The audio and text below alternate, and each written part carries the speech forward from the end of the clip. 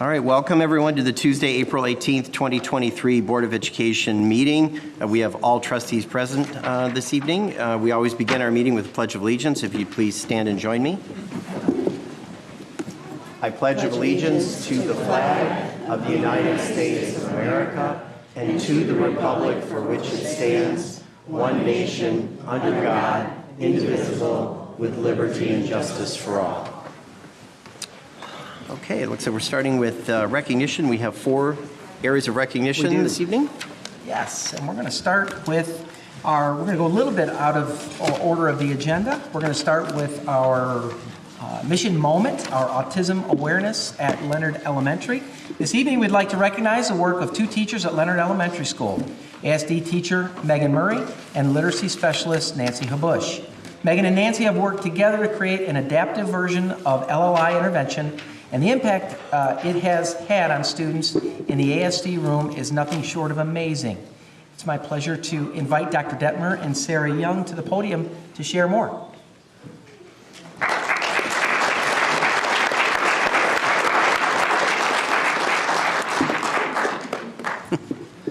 They're afraid to follow you. They were. Good evening. Good evening. Thank you. Thank you, Dr. Machowski, for inviting us tonight. And thank you, Ms. Griefor, for acknowledging this work and making tonight happen. Good evening, members of the board. We appreciate the audience tonight. Sarah and I are honored to be here to share an exemplary story of student-centered collaboration. I'd like to start by introducing 2 incredible educators, Mrs. Nancy Habush and Mrs. Megan Murray. Nancy is our literacy specialist and has over 30 years of experience in the Troy School District. And Megan is in her 4th year of teaching at Leonard, much longer elsewhere, with 6 students in her ASD classroom. And this evening's story celebrates the readers in Mrs. Murray's room. Jack, Caden, Harper, Ion, Landon, and Luke are 5th graders at Leonard, all with varying social, communication, and academic needs. Several years ago, when designing lessons for their literacy instruction, Megan had a list of special education resources from which to choose.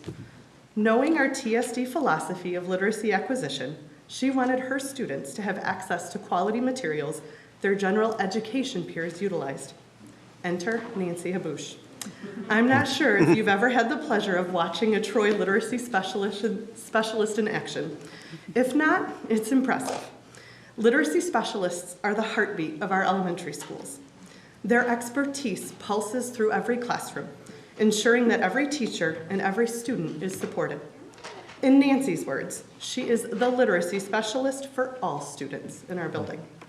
She masterfully brainstormed how they could adapt our LLI lessons to be meaningful for our students in Megan's room.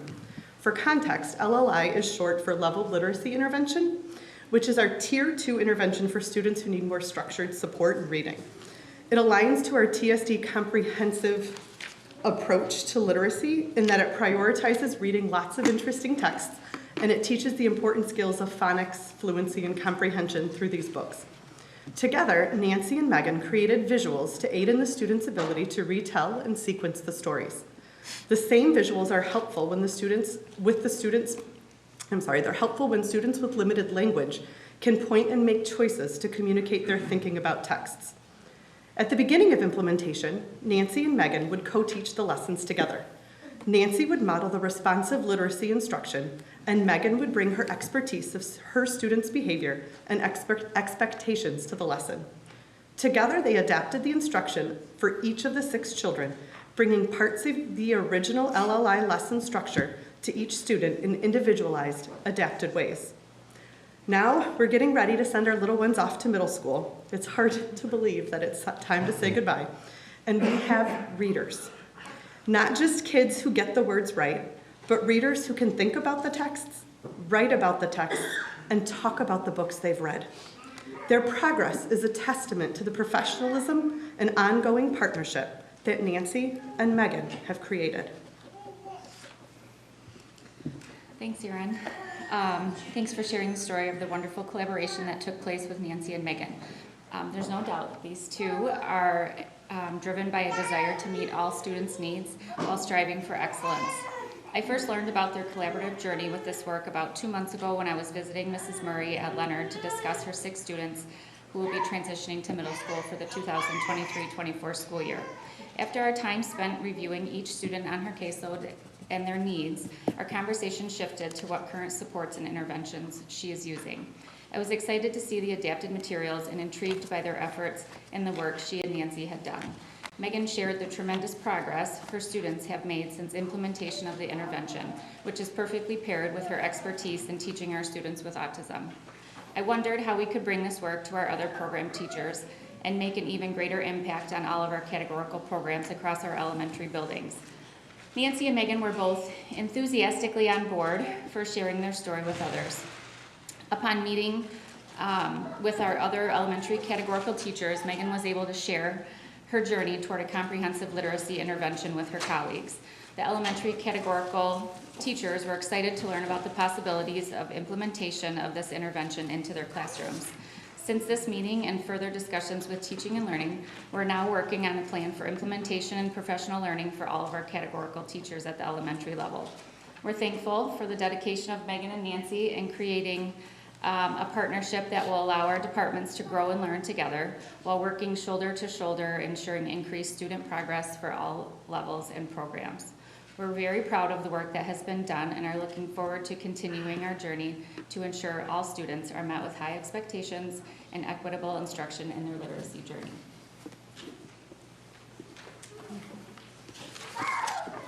Good evening. Good evening. Thank you for your kind words. I think I speak for Megan and I both when I say that when we started this journey, we were not looking to accomplish anything other than helping her kiddos learn to read and write, something that should be for every student.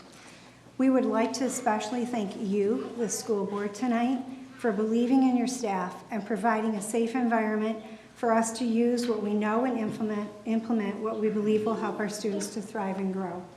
Given that what we are facing, or some are facing in public education today, Troy has remained vigilant in their vision for investing in their people.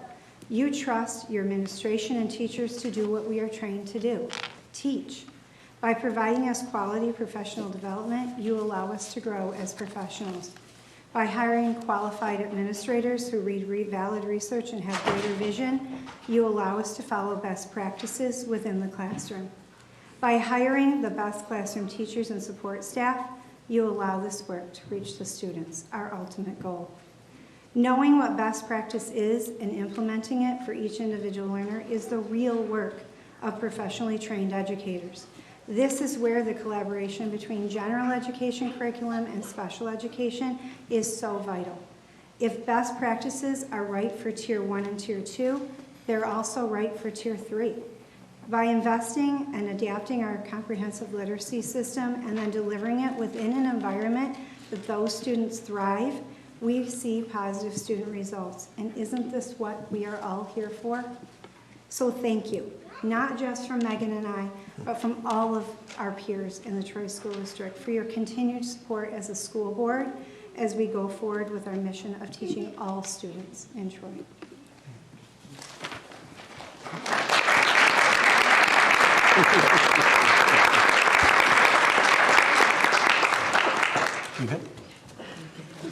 Do we have a certificate? Oh, wait. You can't get away without a picture. There's Always a certificate. always a certificate. Come on over, let's get a picture.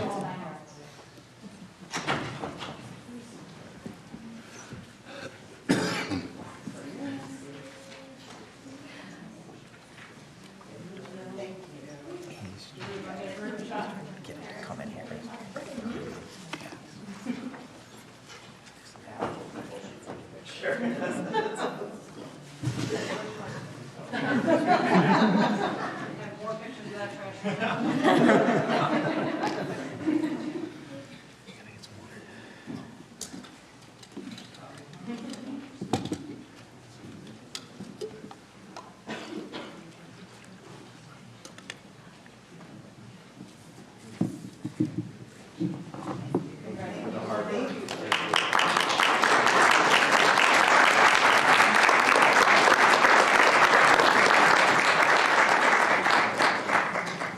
Next this evening is an opportunity to highlight our student spotlight.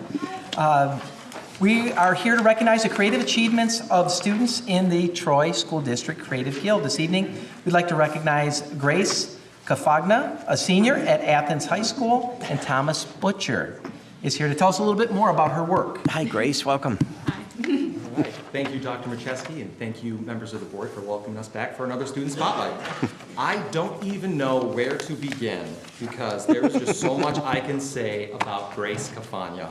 She is a senior at Athens High School who is president of the choir, a leader of the a cappella club known as, wait for it, Hawkapella. Red Hawks, get it? Hi, Cassandra. She's waving at the camera. Cassandra's doing the video in the back. And Grace is also a thespian, being a talented singer and actress on the Athens stage. In fact, so talented that she was offered many scholarship opportunities at the Michigan Thespian Festival for musical theater, totaling over $300,000. Incredible. Wow.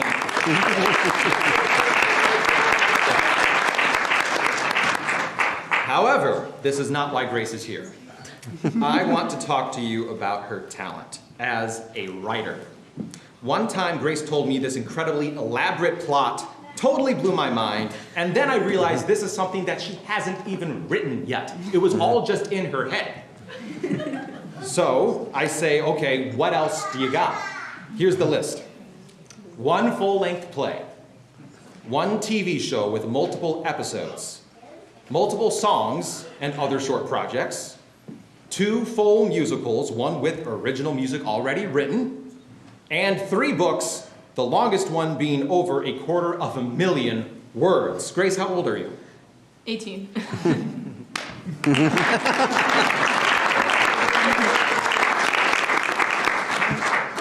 Writing every day has clearly paid off because now one of her short films has gone on to win awards at multiple film festivals, along with being one of only 2 projects in the whole state of Michigan to be nominated specifically for writing at the National Academy of Television Arts and Sciences Student Production Awards. Grace is a supporter of the Oxford comma. She is strongly Good for you. She is strongly opposed to first-person writing, and don't even get her started on poetry. I'm going to show just a little bit of her work, the tip of the iceberg, the result of hours locked away in her room typing nonstop. But before I do, I just wanted to say Grace is always so sincere and authentic with everyone and everything she does. The written word has served as the main mode of mass communication for centuries and is the blueprint for all storytelling mediums. And I believe that her talent, combined with the wonderful young person she is, will be enough to take her anywhere she wants to go. And of course, she'll be sure to write about it.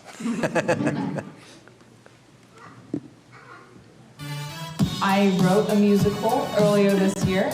I wrote all of the words, I wrote all the characters, and I created the story, and what I wanted to do is put that on stage.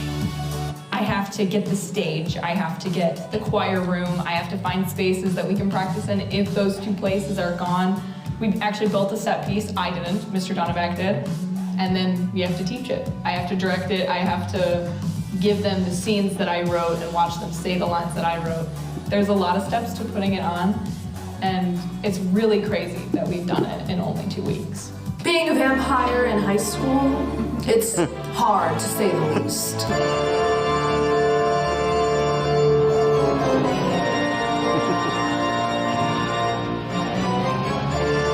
Pros of being a senior vampire, it's dark when I arrive. Number 2 pencils are pretty much non-existent, so there's no need to worry about, you know. And the student body is the primest feeding ground. Exhausted, lethargic, burnt out. One of the cons of being a senior vampire? Well, at first I would say it's the students. Okay, fine, you will get to my umbrella. They use last year's picture. Hey, my theory is Jessie Bellamy is a title that's passed down from year to year, class to class, because I've always, since I've been here, known a senior who was Jessie Bellamy. Bad Vampire Hunting Club meets on Mondays, Wednesdays, and Fridays in Mr. Burns' classroom. There are only a few students involved, but you know what? It's growing every year, and I love doing it. I love sponsoring it because it brings a competitive edge to the class. The poem I'm sharing today is a very personal story about how I created the leg warmer trend in the early 80s. How do you do that? Well, as a cold-blooded creature of the night. Did y'all hear that? Not again, Corey. You're telling me you did not just hear her say she's a creature of the night? Cold-blooded? See? It's also just really entertaining. She has red eyes. Because he has an iron deficiency doesn't mean that she's cold. Ignorant fool! She's gonna eat us all! You want to hear the poetry or not? In all my years of staying here, not one student has actually believed that I'm a vampire. So, whether or not I'm being hunted or actually killed, it's nice to be seen for once.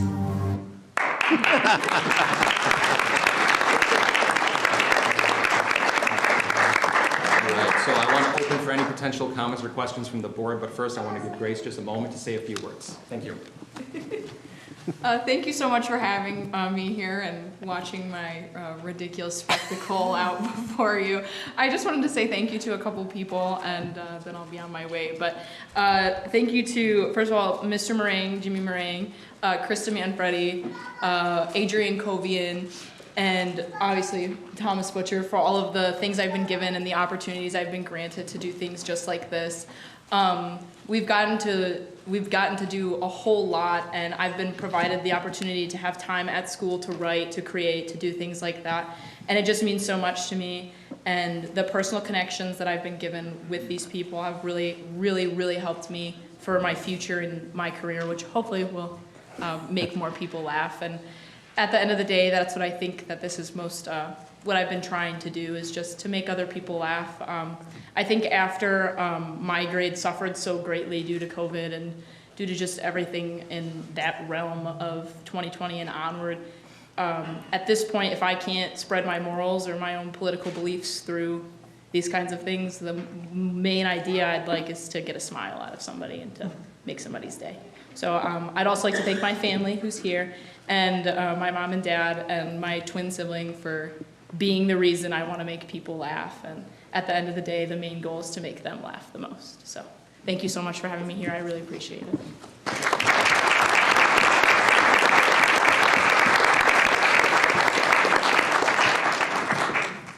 Go ahead. I said, do we have any questions for Grace? Well, I was gonna say, Put her on the spot. I feel like I have extra privilege because I've gotten to see Grace. She was the lead in the Athens play this weekend, so she made people laugh with her comedy. But also I got to see the play that she did and all that kind of stuff. And so, one, your stuff is always wonderful, and I can't wait to see what you produce in the future. But two, I'm curious if you have a project in the works that you would like to pitch. Well, we're actually working on a little secret something, a bunch of secret somethings for the 50th anniversary this weekend. So please do RSVP if you haven't. Come to that this Saturday, celebrating Krista Manfredi's 50 years of directing, which is an accomplishment on its own, but we've been working on that for a long time. I'm currently have about 98% full Google Docs. And they keep sending me emails saying I need to clear out my storage, but it's just there's a lot going on. We got a bunch of plays coming through. There's this new one I've been working on. It's just brewing. But thank you for asking. I appreciate that. Fine, good. Any other? Go ahead. So what's in the future for you? I ultimately am a movie maker. I have been since I got my mother's phone when I was in first grade with the iMovie. I was like, this is it. This is what I'll be doing. I was making movies in the woods, in my basement, every day. So ultimately, that's what I'd like to be doing is making films. But there's also the element of I'm an actress. I love to sing. I love to playwright. I love to give people plays and see them read them on stage and act them out. So hopefully I can do a whole lot of that. Movie making, playwriting, acting, we'll see. Thank you for asking. Fantastic. Fantastic. Any other questions for her? Well, thank you very much. We have, of course, a certificate for you, so we'll come over.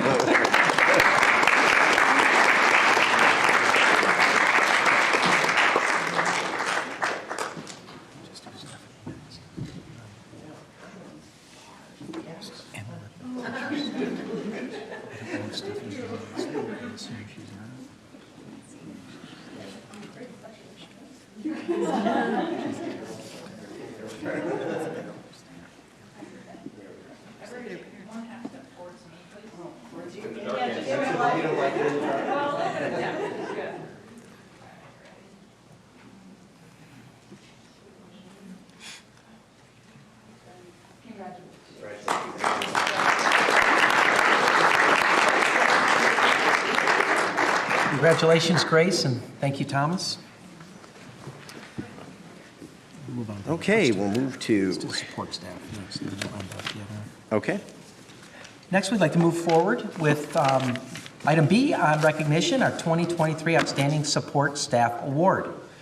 The strength of a school district lies in its staff, and nowhere is that more and nowhere is there a more amazing group of individuals serving students than here in Troy.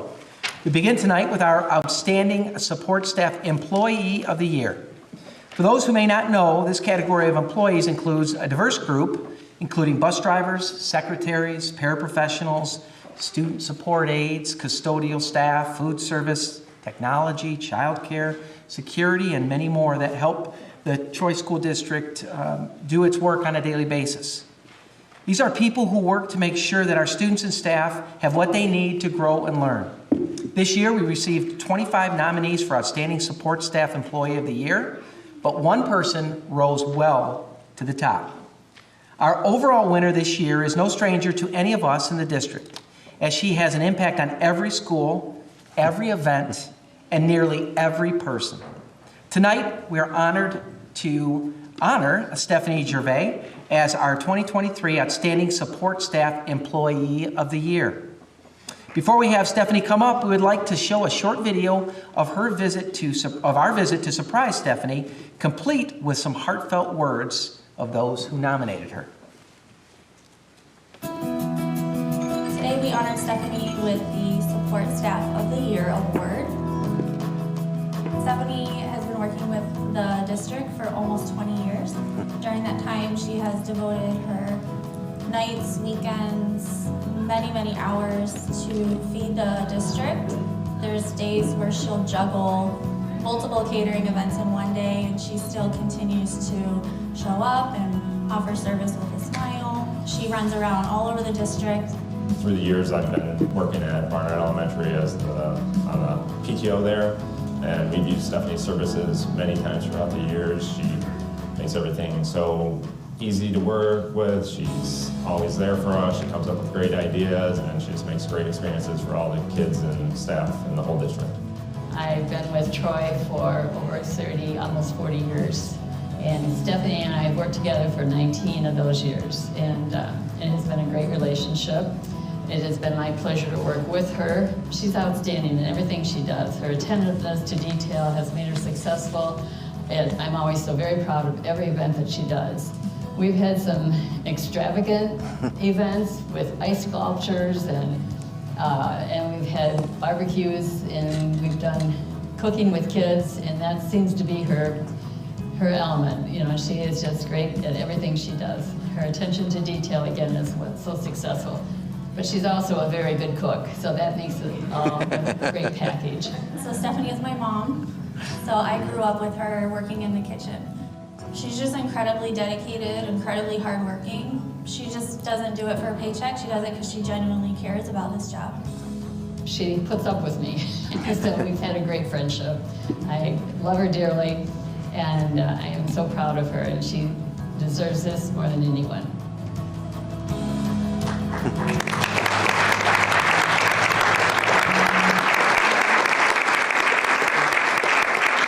It's clear that Stephanie has touched the hearts and lives of many in the Troy School District. She, along with the rest of the nominees, will be recognized at a reception in their honor on May 11th. But I would like to bring her up at this time to say a few words to the board and also for a photo. Congratulations, Stephanie. Come on forward.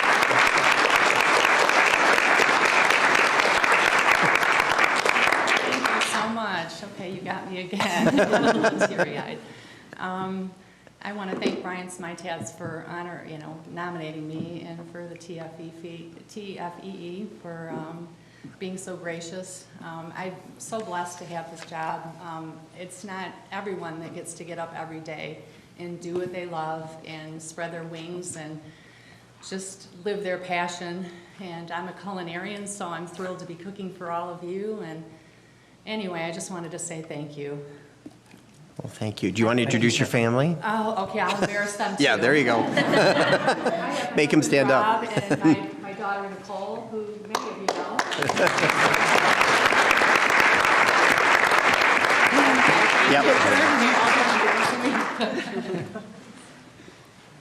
Those of you that know Stephanie know that she is a person who loves to work behind the scenes. She does not like the spotlight.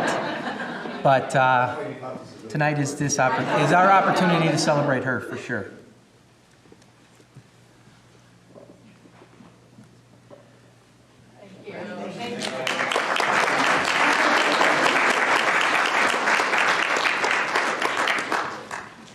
Moving forward with our last item of recognition is our Outstanding Teachers of the Year Awards. Tonight we also honor some incredible individuals who educate, mentor, inspire, and encourage teachers at schools across the Troy School District. Our Outstanding Teacher of the Year program received 62 nominations this year, with educators from every building who were nominated by families, students, and colleagues. It is truly a testament to the strength of our teaching staff that we receive so many nominations at the preschool, elementary, middle, and high school levels. 4 of those teachers rose to the top for their commitment, their passion, their impact on students' lives, and their dedication to their craft. At this time, we would like to show a short video of our administrative team surprising the winners in their classrooms.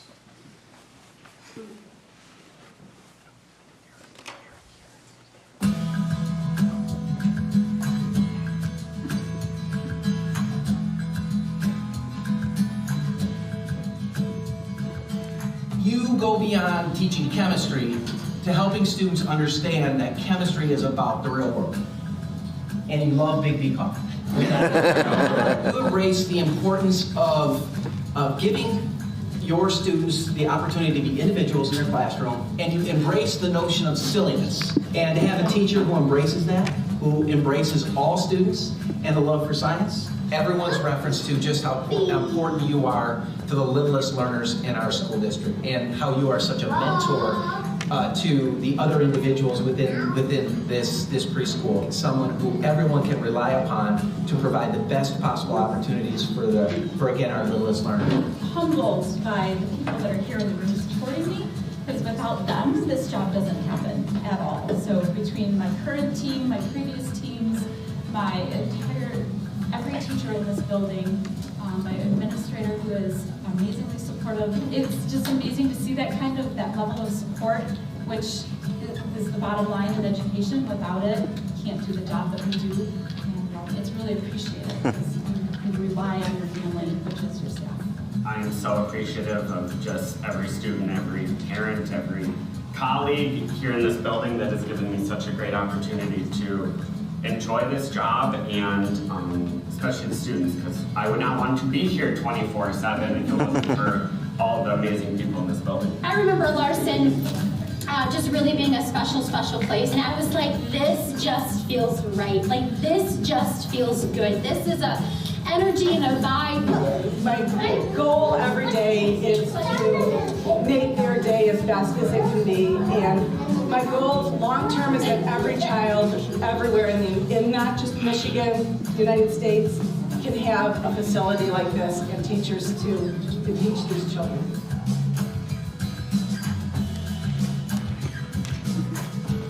Are they here? I'm going to call them up. Oh, okay. Okay, 3 of the 4. Oh, Science Olympiad. Oh, okay. We will be recognizing all nominees at our reception on April 25th, but we have invited the 4 winners here this evening to be honored and receive congratulations from the board. When I call your name, please come to the podium to say a few words if you choose, and then have your photo taken with some board members over here, as you've seen. I think we have 3 of our 4 winners here this evening. I don't think Eric is here, but we certainly want to recognize Eric Bergzazi, science teacher at Athens High School, who was identified as our high school teacher of the year. Congratulations to Eric.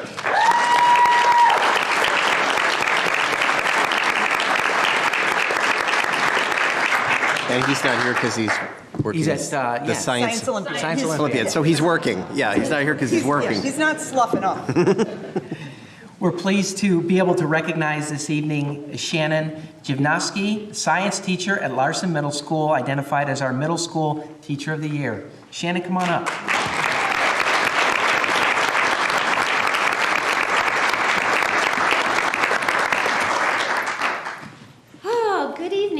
Members, thank you so much for this incredible opportunity. As I was preparing to say a few words here this evening, I will be honest, it is way more comfortable to give kindness than it is to receive it.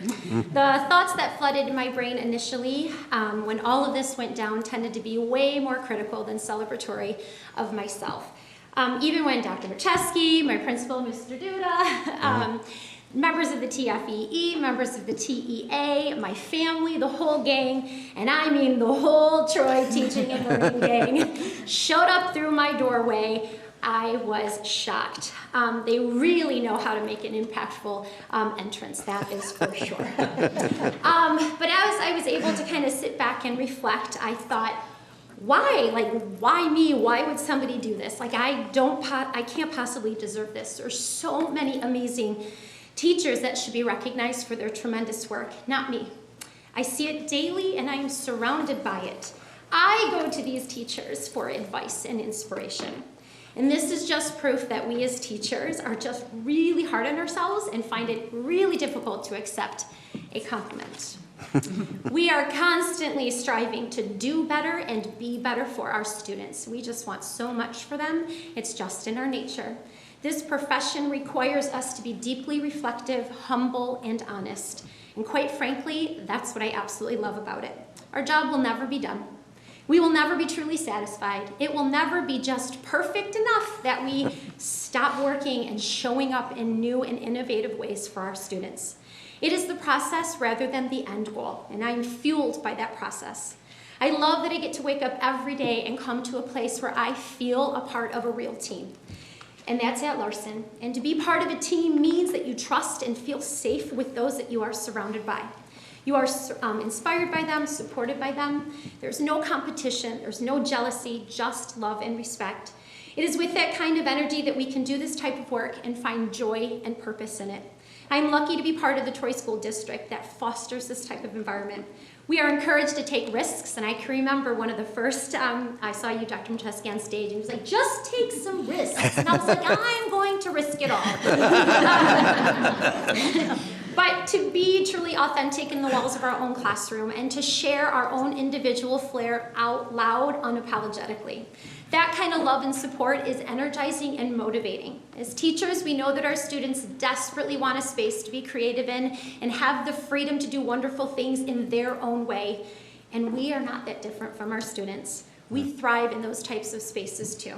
So to the entire community of the Troy School District, thank you for giving us your blessing to take risks and be the best we can for our students. Thank you for allowing us to have fun with them, to laugh and to smile, to learn alongside them, and to take our curriculum as far outside the walls of our classroom as we possibly can. I am in awe of this district, my amazing students, and my talented colleagues every day. I would not dare take responsibility for this moment myself. I was just lucky enough that some truly selfless people at Larson took the time to share their kind words on my behalf. Feeling the love from Jennifer Lee, Colleen Kane, Brandy Ortballs, and Lena Mistrada for this nomination. I share this with every teacher that is working for students, and it would not be possible without the community here.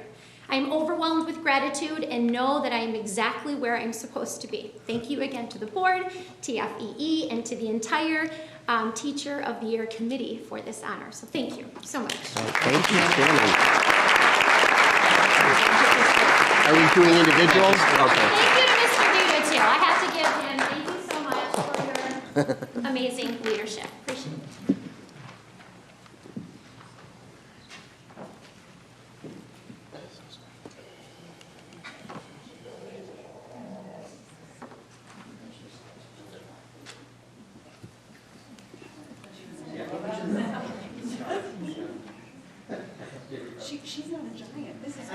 Thank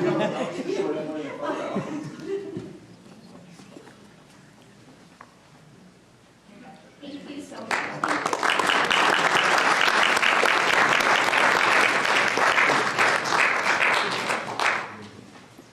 Next is our preschool teacher of the year, Mrs. Patricia Grandy, or as her students know her, Ms. Pat. Come on forward.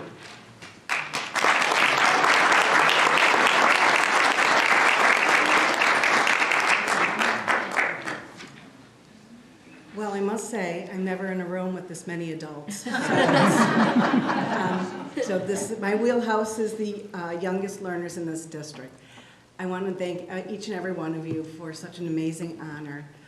February 3rd, when Dr. Macheski walked through my door with flowers, and then it was followed by Chris Griefor, my principal, my family, I was like, what is happening? This can't be happening for me. It was one of the most special days of my teaching career. I've been with the district for 16 years. I have loved every day, teaching, coming to work, mentoring other colleagues. And it's just been a dream come true to really be a part of the Troy School District. But that doesn't happen without an amazing principal that supports her students, her families, and her staff, and that's Erin Kaiser. Miss Erin Kaiser. She's an amazing principal.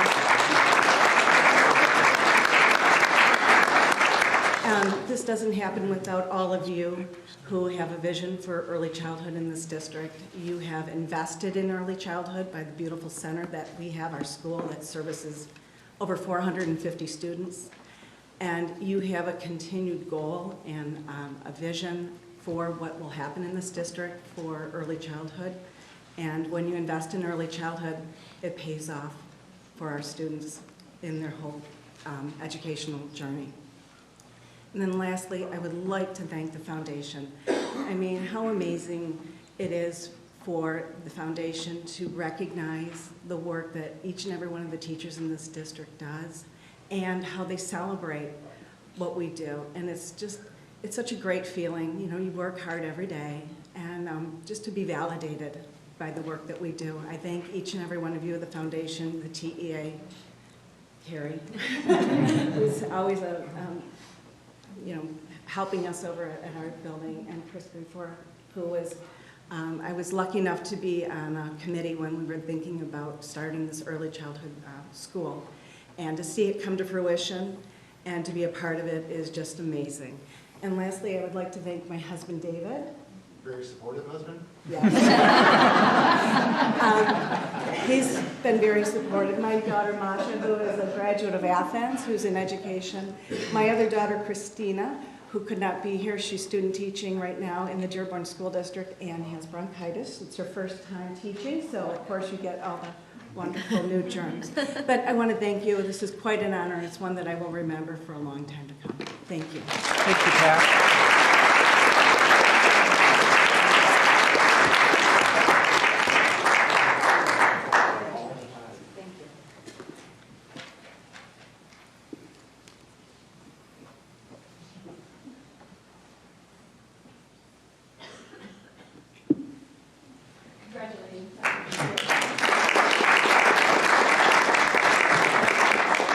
Next is our pleasure to recognize Mrs. Karen Rosewarn, who was selected as our elementary and overall Troy School District Teacher of the Year for 2023. Come on up, Karen.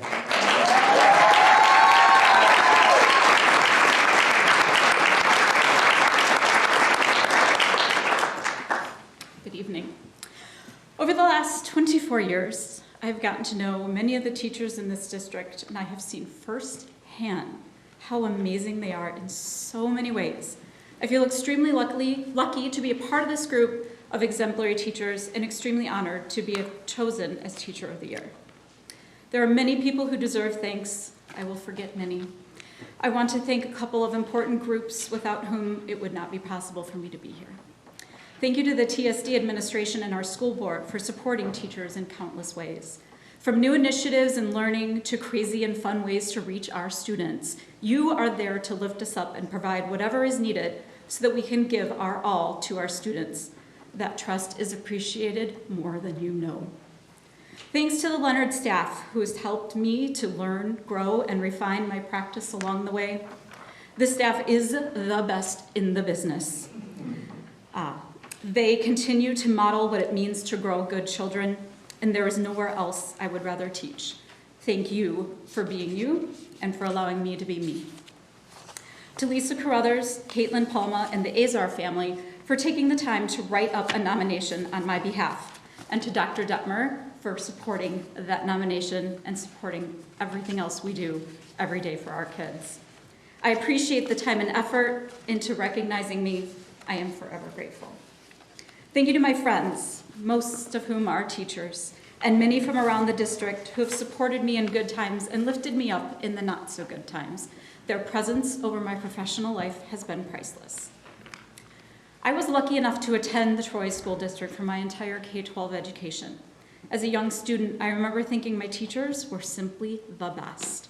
I loved going to school. I loved talking with them, being around them, and I realized many years later that they were not just my teachers, but even as an elementary student, they were mentors to me.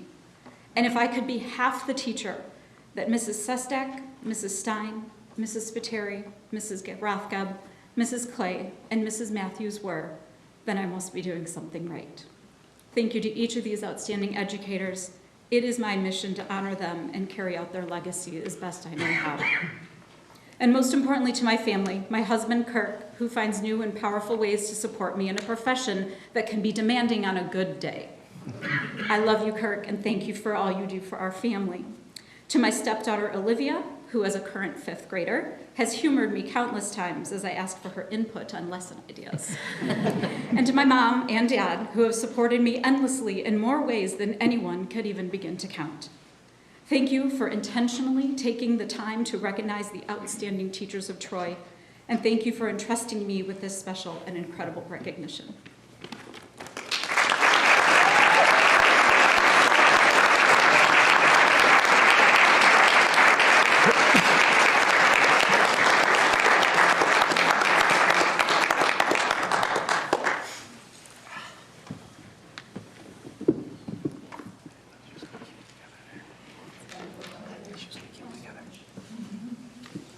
Thank you, Karen.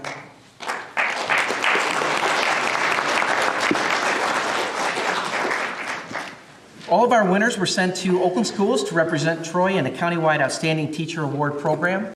All of our nominees will receive their nomination packets, a small token of our appreciation, and have the chance to visit with those who nominated them at our reception that will take place on April 25th at Troy High School. Congratulations again to you all.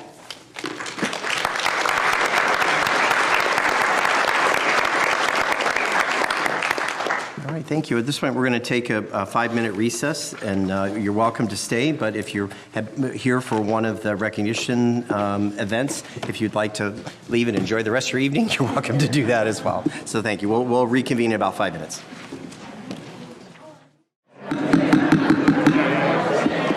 Folks, got to get back to our meeting here.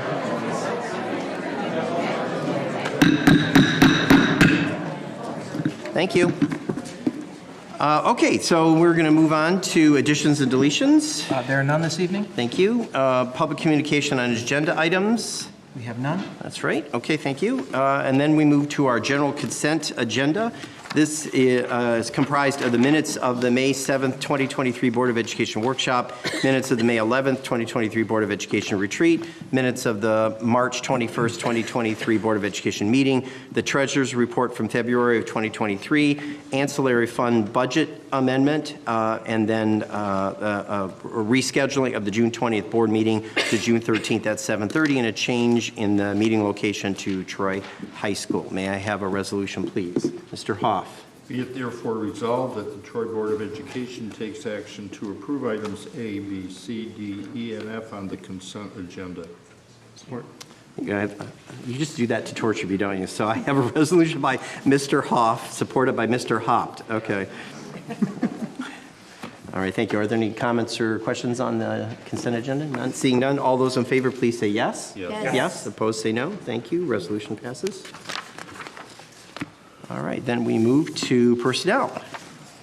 I believe we have 5 items. 5 items tonight. Mr. Harris. Mr. Harris, good evening.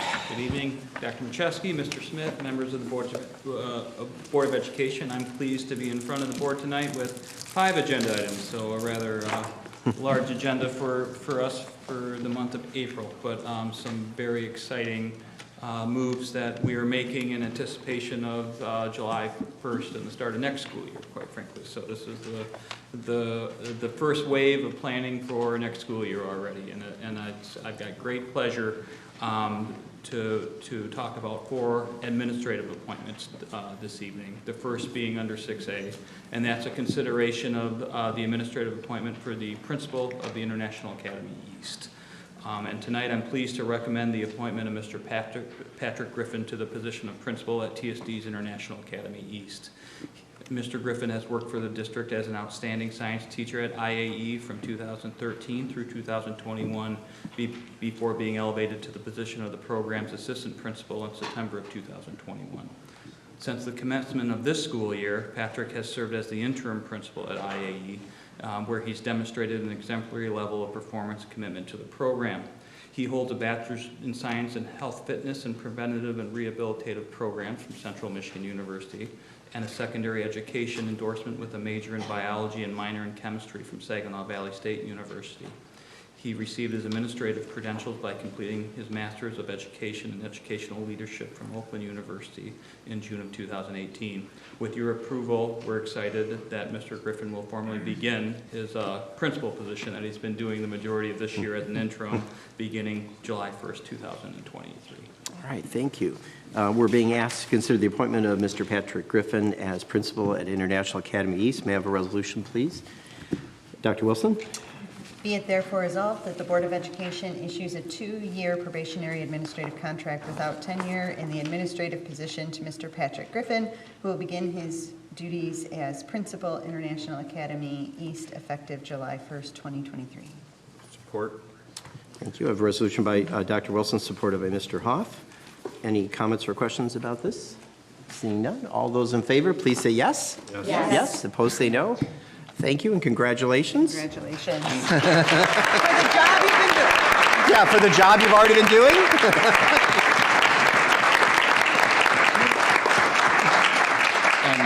And Patrick's here with his parents, Jeff and Shannon, so it's a nice day for the 3 of you. Welcome. Congratulations. Congratulations. Thank you. Next up is replacing Mr. Griffin as the previous assistant principal. The dominoes are falling, I know. Yeah. So, under 6B, under personnel, consideration of the administrative appointment of the assistant principal at International Academy East. I'm pleased to recommend the appointment of Ms. Gabrielle Noss to the position of assistant principal at International Academy East. Ms. Noss has worked for the district as an outstanding visual and fine arts teacher at IE since 2013. Prior to her career in public education, she served as the art director for the Duane Reade Gallery in St. Louis, Missouri. Since the commencement of this school year, she has served as the interim assistant principal at IAE, demonstrating an exemplary level of performance and commitment to the program. Ms. Noss holds a Bachelor's of Arts degree in Art History and Fine Arts from George Washington University, a Master's in Arts and Education, Curriculum and Instruction from Fontbonne University, and she's anticipating completing her Educational Specialist degree in Educational Leadership from Oakland University next month in May of 2023. With your approval, Ms. Noss will formally assume the role of Assistant Principal at International Academy East commencing July 1st, 2023. All right, thank you, Mr. Harris. We're being asked to consider the appointment of Ms. Gabrielle Noss to assistant principalship at International Academy East. May I have a resolution, please? Ms. Anne? We therefore resolve that the Board of Education issues a 2-year probationary administrative contract without tenure in the administrative position to Ms. Gabrielle Noss, who will begin her duties as assistant principal of International Academy East, effective July 1st, 2023. Support. Ooh, okay, good. We have a resolution by Ms. Eddy, supported by Dr. Philippart. Are there any questions or comments about this appointment? All right, seeing none, all those in favor, please say yes. Yes. Yes. Yes. Opposed, say no. Thank you. Resolution passes, and congratulations. Stand up. There you go.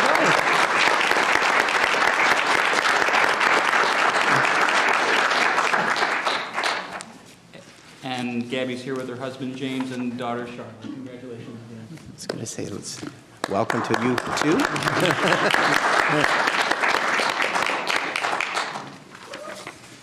Okay. Letter C. Now we're moving to 6C, and that's the consideration of the administrative appointment of the Assistant Superintendent of Employee Services. And so this is the job that I'm currently standing I up was going doing to say, right now. you're replacing yourself, so. I'm pleased to recommend the appointment of Mr. John Pagel to the position of Assistant Superintendent of Employee Services for the Troy School District. Mr. Pagel began his career in education following graduation from the University of Michigan in 1989 by teaching 4th and 5th grade in Algonac Community Schools. In 1996, Mr. Pagel went on to become an assistant principal at Avondale Middle School before transitioning to the principalship at Avondale's Deerfield Elementary in 2000. For 16 years, he served in that role before being recruited to come to the TSD as Martell Elementary School principal for a 2-year stint beginning in 2016 before being promoted to the TSD's Director of Employee Services, where he has maintained 5 years of exemplary service to the Employee Services Department and the school district. Mr. Pagel holds a bachelor's degree in elementary education from the University of Michigan and a master's of education degree in educational leadership from Wayne State University. With your approval, Mr. Pagel will begin his duties as the Assistant Superintendent of Employee Services as of July 1st, 2023. All right, thank you for being asked to approve the appointment of Mr. John Hagel for the Assistant Superintendent for Employee Services. May I have a resolution, please? Okay, Mr. Hott.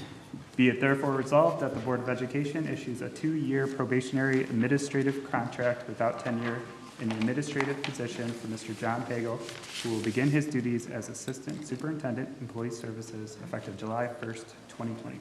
Support. We have a lot of support for that, so I'll go with Ms. Alish. All right, thank you. I have a resolution by Mr. Hopt, supported by Ms. Alish. Are there any questions or comments on this? Just congratulations. Seeing none. All those in favor, please say yes. Yes. Yes. Opposed, say no. Thank you, and congratulations to John. Where's John? I see, there he is.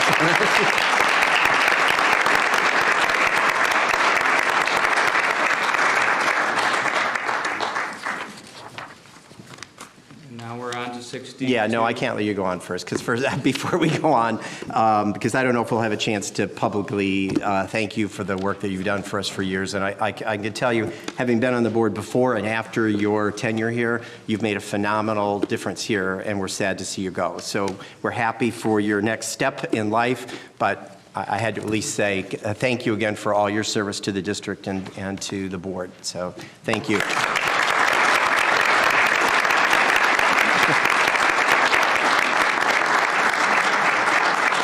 You didn't think I'd let you go, did you? Carl, it's been an honor to work for the school district and the community and the team that I'm on, and so it's great. Good. Okay, now you can go on. So now we've got to fill Mr. Pagel's director position that he's vacating, and I'm very pleased under 6D to ask the board to consider the administrative appointment of the Director of Employee Services. I'm pleased to recommend the appointment of Mr. Brian Canfield to the position of Director of Employee Services for the Troy School District. Mr. Canfield started his career in education following graduation from Wayne State University in 1998, teaching both elementary and middle school for the Madison School District before later serving as one of its elementary principals. In 2008, Mr. Canfield joined the TSD as principal at Schroeder Elementary, where he has demonstrated 15 years of exemplary service for the organization. As an administrator with TSD, Brian has been involved in numerous human resource-related district-wide leadership committees, including as the TSD's Administrative Handbook Group Chairperson, the TSD Safety and Security Committee participant, the TSD Teacher Evaluation Team Committee participant, the elementary level student teaching placement coordinator, so he's handled all of the student teacher placements for K-5 for the organization, and the co-coordinator of the TSD's elementary job fair that's been occurring annually for the last 6 years. Mr. Canfield holds a bachelor's degree in elementary education from Wayne State University, a master in the art of teaching degree from Marygrove College, and an education specialist degree in administrative and educational leadership from Oakland University. With your approval, Mr. Canfield will begin his duties as Director of Employee Services as of July 1st, 2023. Okay, thank you. We're being asked to appoint Mr. Brian Canfield as the Director of Employee Services. May I have a resolution, please? Ms. Alish? Be it therefore resolved that the Board of Education issues a 2-year probationary administrative contract without tenure in the administrative position to Mr. Brian Canfield, who will begin his duties as Director, Employee Services, effective July 1st, 2023. Support. You have a resolution by Ms. Alish, supported by Ms. Nanay. Are there any questions or comments on this? Seeing none, all those in favor, please say yes. Yes. Yes, opposed, say no. Thank you. Resolution passes, and congratulations to Brian.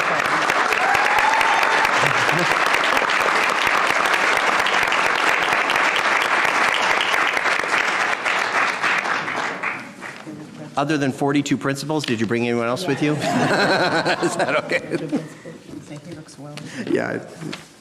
Then lastly, under 6E, personnel, we have consideration of an elementary ancillary position. We had a mid-year resignation this year, and of a school social worker, and so we were able to find a person we wanted to bring back on mid-year this year to fill that vacancy and into the future. So it's with great pleasure.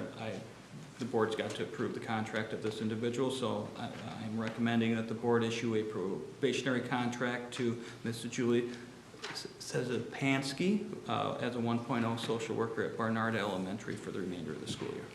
Okay, thank you. We're being asked to consider the appointment of Julie Cezapansky as a social worker for Barnard Elementary. May I have a resolution, please? Dr. Philippart? Be it therefore resolved that the Board of Education take action to approve the aforementioned personnel recommendation as stated above. Thank you. I have a resolution by Dr. Philippart, supported by Dr. Wilson. Are there any comments or questions about this appointment? All right, seeing none, all those in favor, please say yes. Yes. Yes. Opposed, say no. Thank you. Resolution passes. Thank you. Thank you. Thank you. Okay. Curriculum. There's none this evening. Thank you. That moves us to business. Mr. West, we have Yes, 3 good items. evening, Mr. Schmidt. Good evening. Dr. Macheski, members of the board, we have 3 agenda items for your consideration tonight. The first one being the Troy High School gym floor restoration project. The RFP was issued to obtain competitive bids for gym floor restoration work at Troy High School. Bid responses were reviewed by Rob Carson, Director of Operations, and it's recommended the bid be awarded as stated below. Just to give some scope behind this, we are going to be sanding down the triple gym floor in the Troy High School and restoring it, painting the game lines and logos, and sealing and finishing that wood floor. It's recommended to be done every 10 to 12 years, and this is the original gym floor to the building. So it's long overdue, and it's time to do it. We are asking for flexibility in the funding source between the building and site sinking fund and the 23 bond fund. Okay, great. Thank you. We're being asked to consider a resolution to renovate the Troy High School gym floor. May I have a resolution, please? Ms. Alish? Be it therefore resolved that the bid for gym floor renovation work be awarded to Floor Care Concepts in the amount of $63,930.00, and that this amount be approved and as an expenditure of the building site and sinking fund and/or the 2023 bond fund. Support. Thank you. A resolution by Ms. Alish, supported by Mr. Hoff. Are there any questions or comments about this? Seeing none, all those in favor, please say yes. Yes. Yes. Opposed, say no. Thank you. Resolution passes.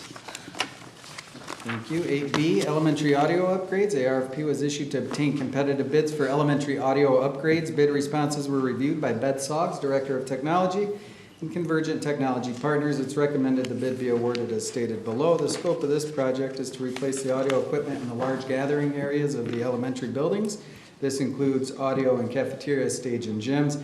As identified as part of our security assessment, this was prioritized, and the community should know this is one of the first technology projects approved with the new bond. So we are off and running with projects with the bond that was approved in November. So we are excited to bring this forward and ask for your consideration. Thank you. We're being asked to consider elementary audio upgrades. May I have a resolution, please? Mr. Hopt? Be it therefore resolved that the bid for elementary audio upgrades be awarded to TEL Systems in the amount of $498,676, and that this amount be approved as an expenditure of the 2023 bond fund. Thank you. I have a resolution by Mr. Hoff, supported by Mr. Hopt. Yep, support. So, are there any questions or comments on this?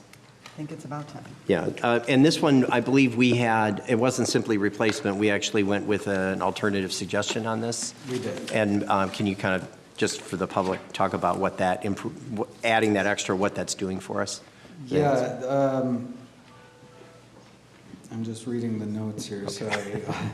Sorry, I didn't mean to put you on the spot. Yeah, the stage and cafeteria systems will include microphones and ceilings installed in the ceilings, a monitor speaker for the performers, Bluetooth connection capabilities, handheld wireless microphones, new speakers, and a ceiling-mounted camera for live streaming of events.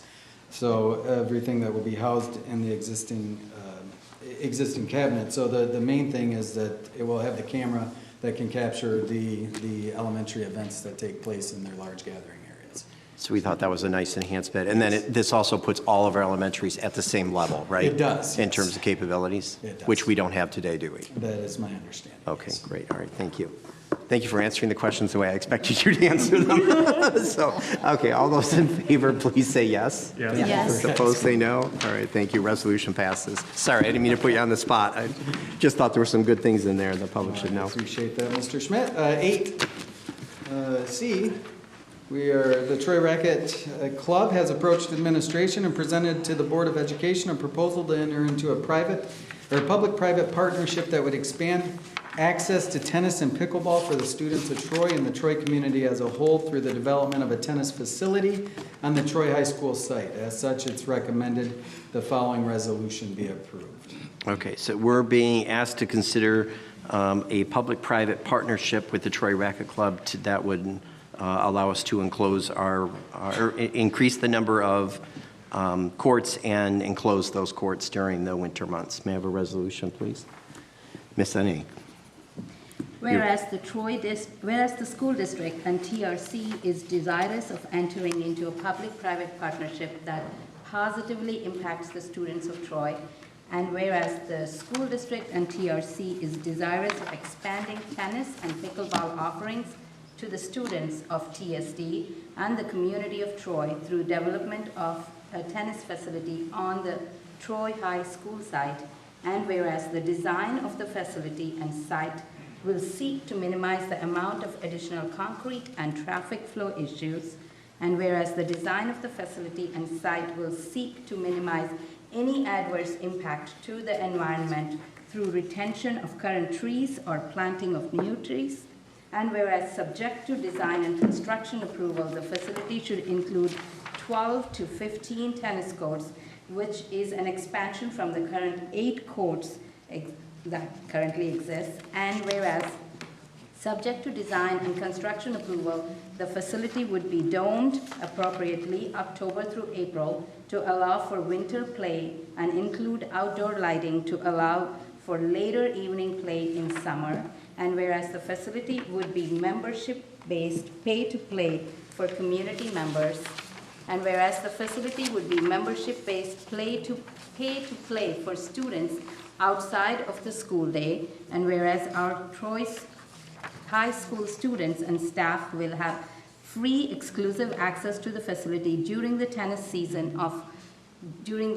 section of our physical education curriculum, and whereas our Troy School District tennis program will have free access to the facility for utilization during their season, and whereas TRC will provide free membership and access to the club for Troy students who show proof of economically disadvantaged status, and whereas the Board of Education will explore additional sites and opportunities to provide free access to tennis for our students and community through development of new tennis courts, and whereas the school district is desirous of authorizing the superintendent of the district, Dr. Richard Wachowski, or his designee to negotiate and execute a lease agreement with TRC consistent with the statements of this resolution, subject to the review and approval by the school district's legal counsel. Now therefore be it resolved that the superintendent of the school district, Dr. Richard Macheski, or his designee is hereby authorized to negotiate and execute a lease agreement with the TRC consistent with the statements of this resolution, subject to the review and approval by the school district's legal counsel. Support. Thank you. I have a resolution by Ms. Annie, supported by Dr. Philippart. I know we have some questions and comments associated with this, so let me just open it up. Would anyone like to kind of weigh in on this? Ms. Alish, go ahead. So I do plan on voting no on this, and I just want to take a minute to explain why. First of all, we went to the community and asked for significant public funds, which included money for the tennis courts, and we received public funds for public programming. And while I do believe there's going to be some benefit to our students, I believe that the vast majority of programming with this is going to be private for those paying membership dues, court fees, and lesson fees. And while we do have other public-private partnerships such as busing and food services, those are secured to offer services exclusively to our students. And I believe the scale and nature of this partnership is different in nature. And I think that it will predominantly serve the interests of a private corporation with some limited new benefits for some of our students. That said, I sincerely hope that time will show that I'm wrong, and I do expect this resolution to pass. And so once it does, I will do my part to support the work to ensure that the partnership is a successful one and for the benefit of our students. But for the stated reasons, I do plan on voting no. Okay, thank you. Anyone else have any comments they would like to make? Go I ahead. know we had talked about bathroom access, and that, do you have any? Yeah, it's all subject to final design. We have not gotten ahead of ourselves on this process, so final design of any facility has not been accomplished at this time. The anticipation is to put an outdoor facility there that would have bathroom access for the campus as a whole. The facility itself would be right where the tennis courts are. It'd be an expansion, and it would offer benefits to the campus as a whole, the baseball fields, soccer fields, and such. Okay, thank you. Are there comments? Mr. Hoff, go ahead. And I don't think we talked about this at the workshop, but I want to bring up a security issue in terms of cameras and other security features that this facility will have during the times that it's being occupied. Yeah, our focus regarding security was access from the public. At the time, our students would have access to it too. There was a desire and a statement, a declarative statement of the board's expectation as it relates to that. As far as security monitoring, that has not been, that's all part of final negotiations as well. I will circle back with you guys to figure out if that's a desire and figure out the best way to accomplish that. But that has not been part of the broader scope. But security is and was at the forefront of the discussion as it relates to making sure that when our students have access to the club during the school day, that there are safety parameters put in place. Thank you. Dr. Philippart? I guess I just want to say that I think there's no question we're on new ground here, but I think these kinds of public-private partnerships are absolutely critical for public education. And this is an opportunity for an organization to significantly improve the services of our courts, providing benefit not only to our tennis students that are in the sport of tennis competitively, but our physical education students, as well as providing opportunities for students who might not have an opportunity to become a member, because of their economic situation, to be able to be part of this.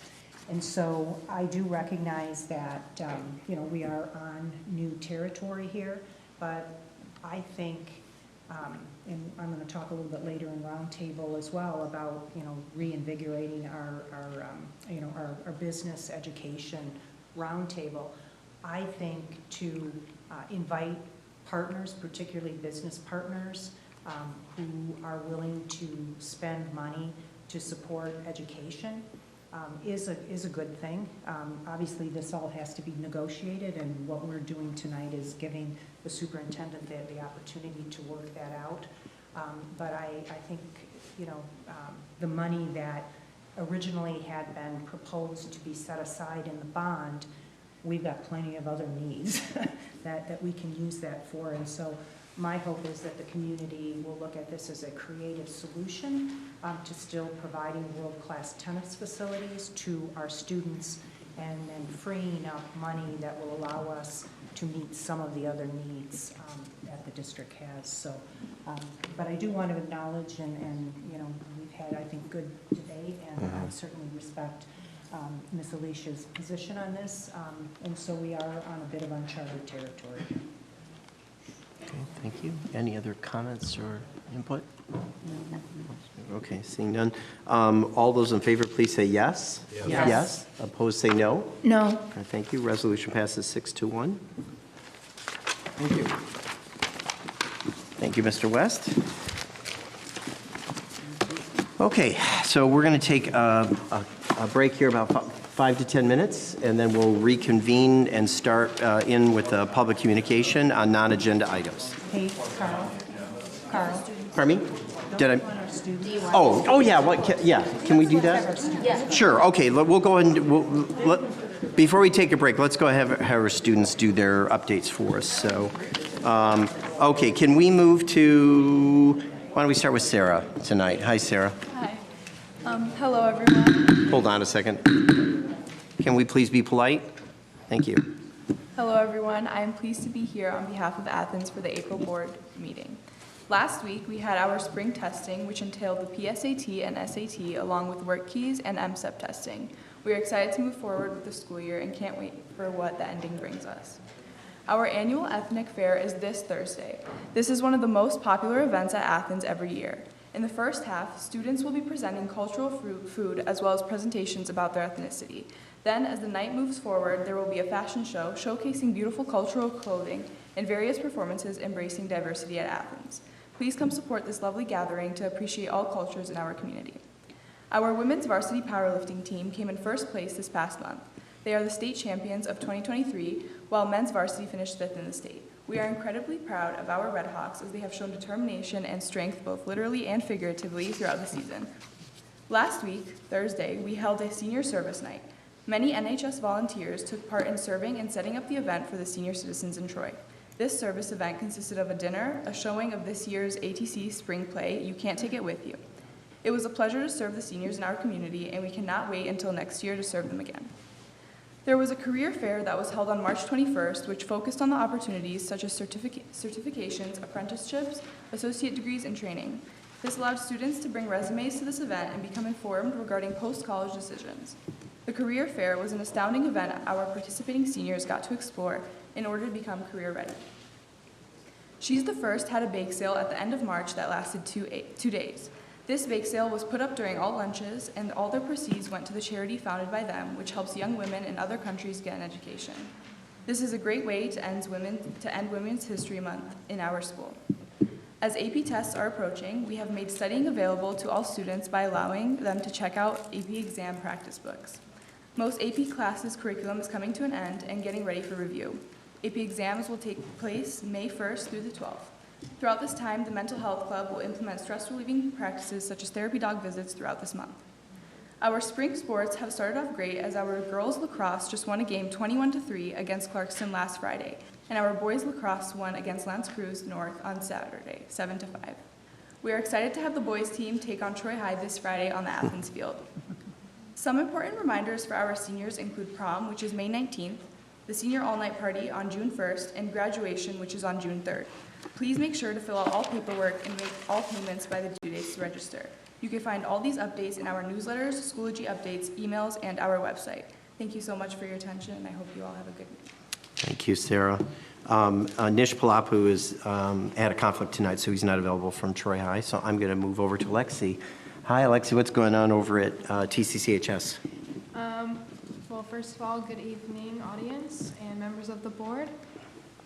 Troy College and Career High School invites the entire Troy community to join us in our very first Arts, Beats, and Treats, an open house celebration of the artistic, musical, and culinary talents of TCC students and staff. We will host the festival at TCC on May 12th from 2:30 to 5 o'clock. Students will display their art, sculpture, and collage and perform musical selections for all ages. Our Women of Tomorrow student group will travel to Suburban Cadillac on Thursday, April 19th to learn about careers in the automotive dealership industry, hosted by leading women in their field. Students will take a tour of the facility, meet with employees across the business, and have the opportunity to see the many disciplines of expertise required to operate a car dealership. On Friday, April 20th, 45 TCC students will take a tour of Oakland Community College, Auburn Hills campus. Students will have the opportunity to meet with guidance counselors and observe college students at work in OCC's automotive lab, HVAC lab, science labs, and criminal justice and emergency services facilities. TCC students interested in entering the construction trades will attend the Michigan Career Construction Days trade show in Howell on Wednesday, April 26th. Hands-on exhibits and the opportunity to take part in demonstrations of heavy equipment will keep students busy as they learn about the construction trades from working professionals. That is all, and thank you. Thank you. Well, I just have one question for you. Are you providing an art, beat, or treat? I'm going to be singing. All right. Okay, you are. Yeah. All right, fun. Hopefully we can see you there. You said May 12th? Yes, from 2:30 to 5 o'clock. Okay, great. Thank you. All right, and then Yara. Hi. Hi, good evening, ladies and gentlemen, members of the board. We returned from a wonderful spring break where orchestra teacher Mrs. Mays made a trip with the class to the TSC preschool. Our students read books to the preschoolers, and they got a chance to hear, touch, and play some of our students' instruments during the day. Last week, we had a wonderful week of standardized testing where our 11th graders took the SAT exam, while the 9th and 10th graders took their PSAT exams. Last Friday, we had our senior-only Tea House event. Hosted by the Build On Club, this show exhibited a number of talents, including dancing, singing, and more. Today and tomorrow, we are having our spring music concert, where our choir, orchestra, full orchestra, band, and jazz band will be performing. We will also recognize our seniors who have worked so eagerly throughout their past few years. This Thursday, our PTIA will be having a Career Day event. This is an opportunity to allow students to explore career possibilities as they think about college, courses, summer programs, and more. This Friday, our school will also be hosting a blood drive where licensed phlebotomists will come to draw blood, and students will have the opportunity to give the gift of life. Next week, we will have our IAE Senior Art Show, where our DP2 art students have been working so hard to come together and present an exhibition of the seniors' art portfolios. Finally, our seniors only have 7 more days of classes left, and we will send them off to study for their IB exams. IB exams are just the final step in earning the IB diploma, and will be starting May 3rd and continue all throughout the month.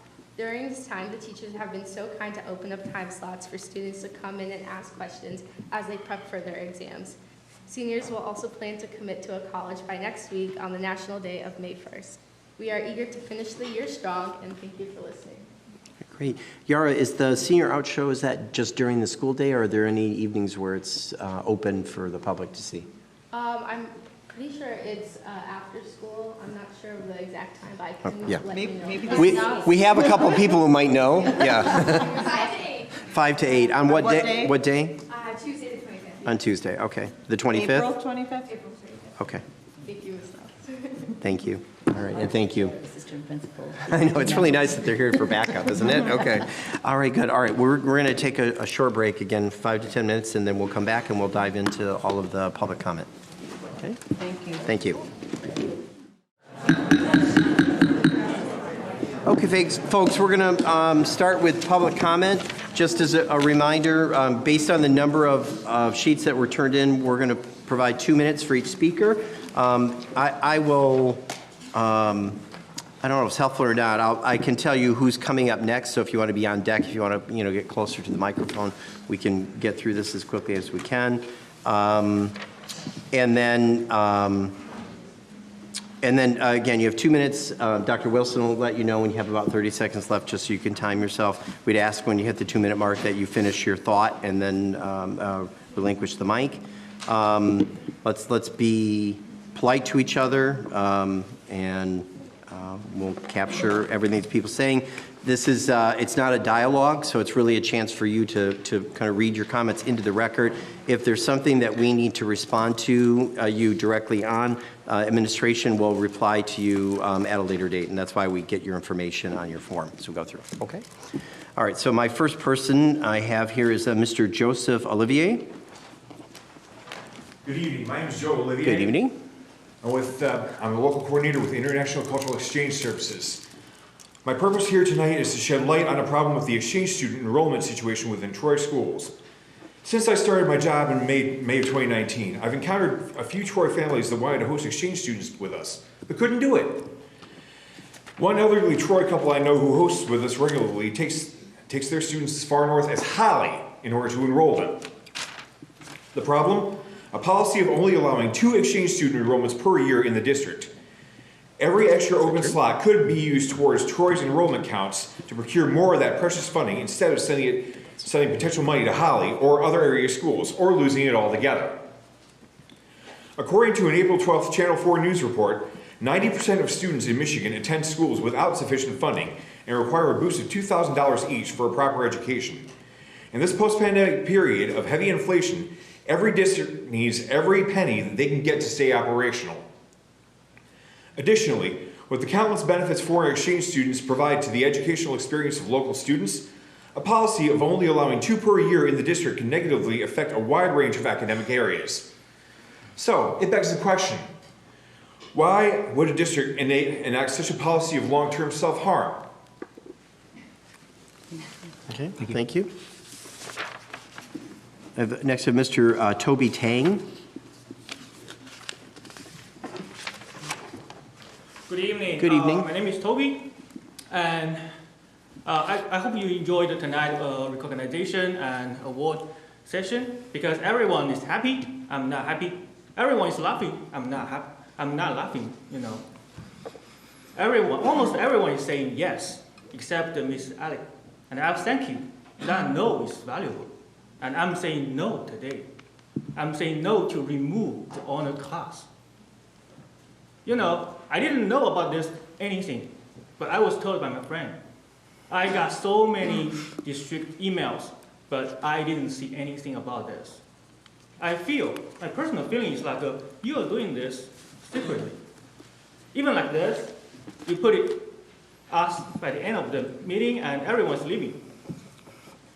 Only we heal ourselves. Does anyone else heal us? I don't know. To remove the honor class is terrible, because you remove the most important thing for the student, motivation. Without motivation, how can a student be good? Do you have any data? Do you do any trial? I don't see anything. Without that, if I launch a product, I'm a scientist in a big company. If I launch a product with any supportive evidence, I will be fired, But this is happening. 30 I don't seconds. understand, I'm against removing honor class, but I'm for everyone, including you, everyone. To remove the honor class is against everyone, because it makes things worse. Thank you. Thank you. Mr. Victor Lee. Oh, did you want, I was going to have you. We'll do it afterwards. Okay. Mr. Victor Lee, please.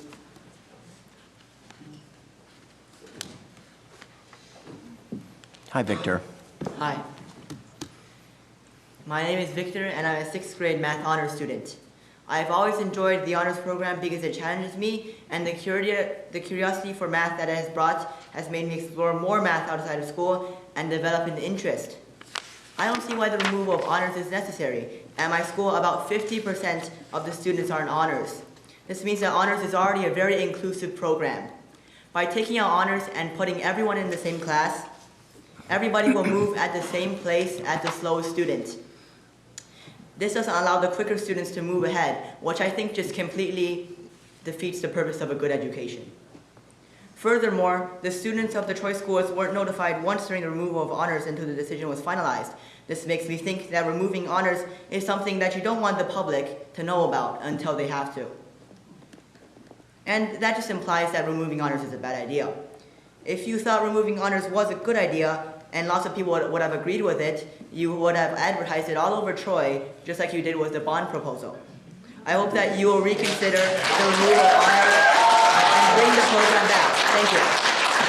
Thank you, Victor. Jing Dai. Jing Dai. Moving on. All right. Who did you say? I'm sorry. Jing Dai. Okay. It would be helpful for those. You said you were going to announce the person on deck? I can do that. Hengwen Lee is up on deck. Thank you.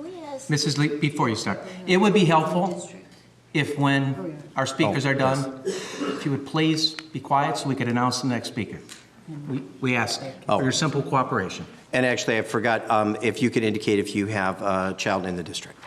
That's a general thing. So, good evening. Hi. Good evening. My name is Jean. I'm a Troy parent. I have a 6th grader and a 1st grader in the Troy School District. I'm here today because none of the questions I submitted about the removal of the honors program was really addressed at the YouTube information session last week. So here they are again. My first question, the new textbook Illustrative Math conveniently offers both regular and accelerated tracks. Could you please consider using the accelerated track to teach the honors class? It actually requires less adaptation for both students and teachers. My second question, you said the new curriculum is more effective, but how is removing the honors class adding to the effectiveness? Do you have data to show that the new curriculum is actually more effective without the honors track? Who is going to be responsible for this risky experiment you're subjecting our students to? My third question, the district sends surveys and emails about everything, even food choices in the school cafeteria, but not one word was communicated to the parents about the removal of the honors program. However, the educational quality is the single most important thing that most Troy parents care about. So why is there such a lack of communication and transparency? And why is the board so out of touch with our culture and values? So please reconsider your decision and start rebuilding the trust with the community. Thank you so much. Thank you. Hengwen Lee is next. And then up on deck is Krish Mathrani. Yes. Mm-hmm. Thank you. Thank Hi. you, board. I'm speaking against the removal of math honors program. I'm just like thousands of Troy parents. I'm deeply puzzled and concerned. The removal of math honors and language programs is not a new idea at all. In the past 50 years, such experiments have been implemented in many places of the country: San Francisco, Los Angeles, New York, Washington, D.C., and many others. The data overwhelmingly show that such dumbed-down change is very ineffective at best.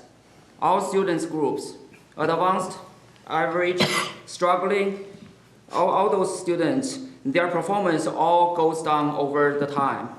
It also has severe detrimental effect on students' mental health, increasing anxiety in many students and families. We don't understand why the board even considers such a change that enlarges the achievement gap, worsens equity problems, and against our national interest in STEM education.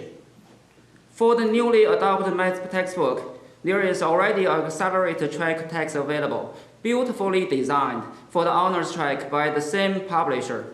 When this question why we don't adopt the accelerated text was raised last week, your curriculum team was not even aware of this option, which is readily available on the publisher website.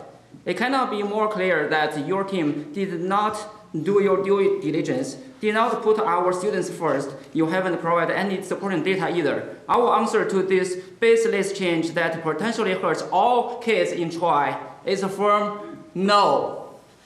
Krish Vethrani. And Carlo Tapi is up next. Hi, Krish. Good evening. My name is Krish Vethrani, and I'm a junior at the International Academy. I'm not here to spread hate, rather a concerned student, a concerned older brother, and a concerned citizen. It is not clear what data you all may have used, but I decided to visit my past middle school, Larson, to see how teachers really feel about this change. Out of the 17 teachers I was able to talk to, 100% of them said removing honors courses would hurt their students. And 100% of them have felt like they are teaching with one hand behind their back due to politicians and the other because of ineffective curriculum. Finally, the most important fact is that so many teachers I talked to felt underpaid, overworked, and to the extent that 7 teachers will be leaving Larson this year. They cannot teach, inspire, and support students if students are not challenged to their full potential. The problem is not domestic terrorists, as the NSBA labeled parents as. The problem is activists on the school board who, in the name of equity, want to bring the Troy standards down, rather than challenging our curious minds to the famous Troy standards. Rather than having us pay $500 million for prettier schools, all of these hard-working students are willing to work on the ground under the streetlight for a true world-class education. That is what we deserve. We all have people from all sides and all different political backgrounds, but we will protest and we will fight this soon, and soon you will be recalled. You may compromise on us, but when it comes to the election and to good education, parents and students will never, ever, ever compromise. As Congressman Jim Jordan says, moms on a mission beat politicians every single time. Let teachers teach, let students learn, and happy Ramadan to all that celebrate. Thank you. Carlo Tapi. Andrew Sosnowski is on deck.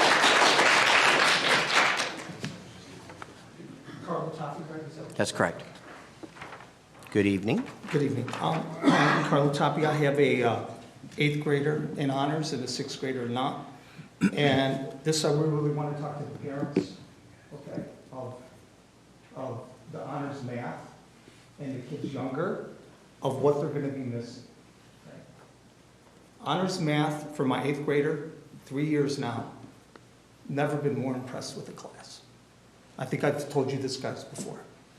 Pushed him, challenged him, frustrated him. I mean, we've almost gotten in fights. Okay, that's how much this class has been good for him. And now you guys want to get rid of it? And let me tell you, my son, hanging by a thread to stay in. He's not an 8 student.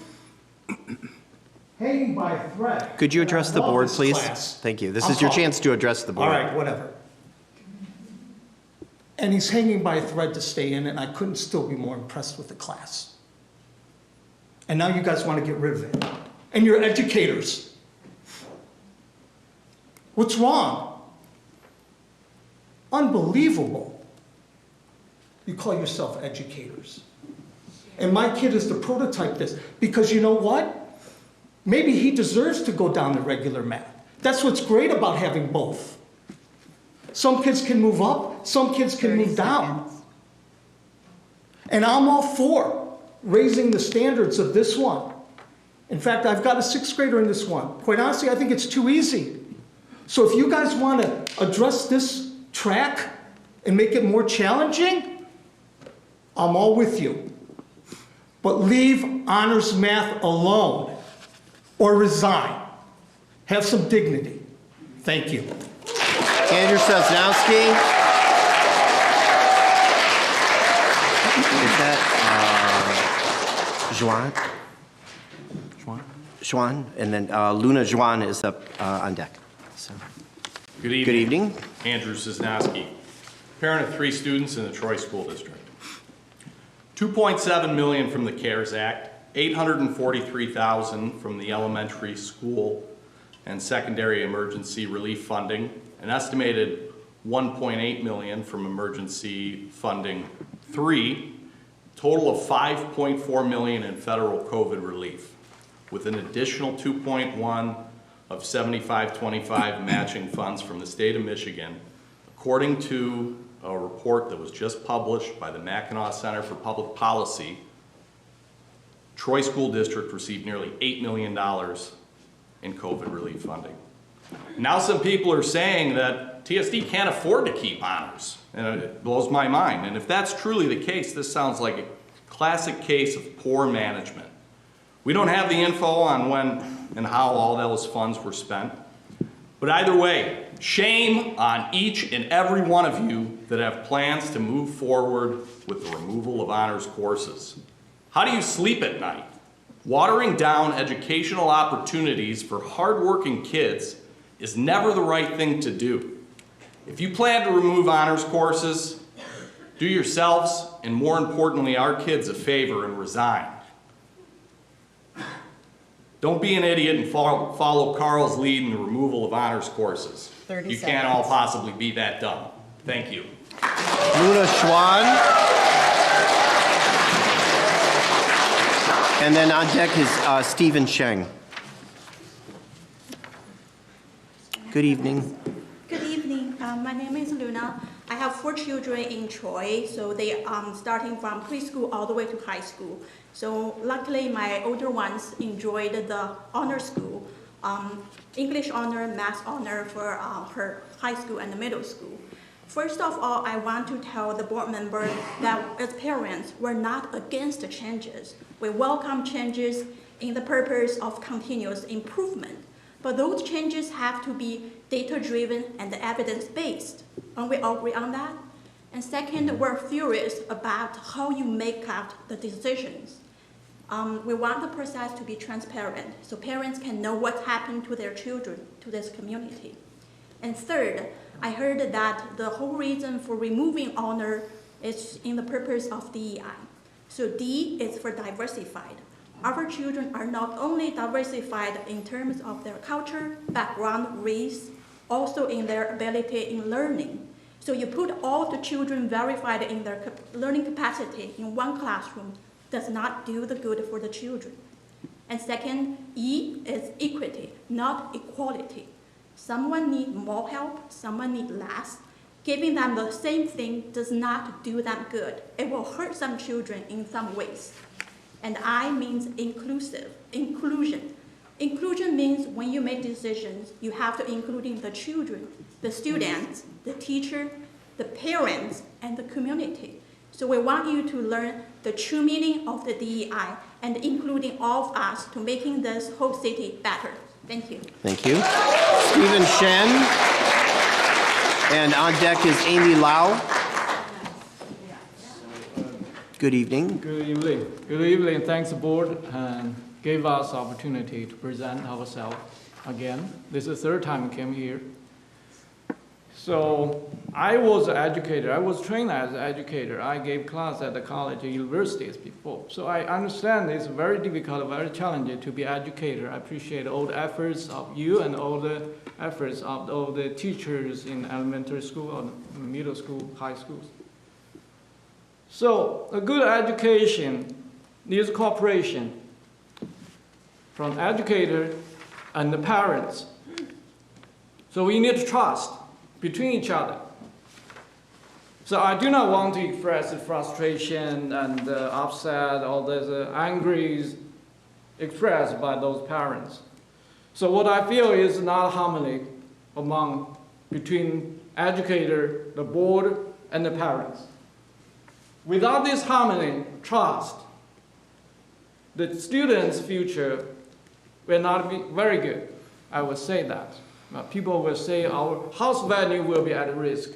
I would say the future of our kids could be at risk. They need to trust. We need to trust you to give us very good curriculum. So I just, in the past few weeks, I learned, or we learned the new curriculum, right? Through the Christine and through the Mr. Ryan Brisk. He talked to me about half hour yesterday. Very good education for me. So I learned the difference between two curriculums now, which should be done earlier than that. I told him yesterday. So the old program, the current honors program can give us faster chance to learn faster. The new programs can develop in-depth learning. So how about combine these two programs together? Use some innovation and creativity as educators. Work together, combine together.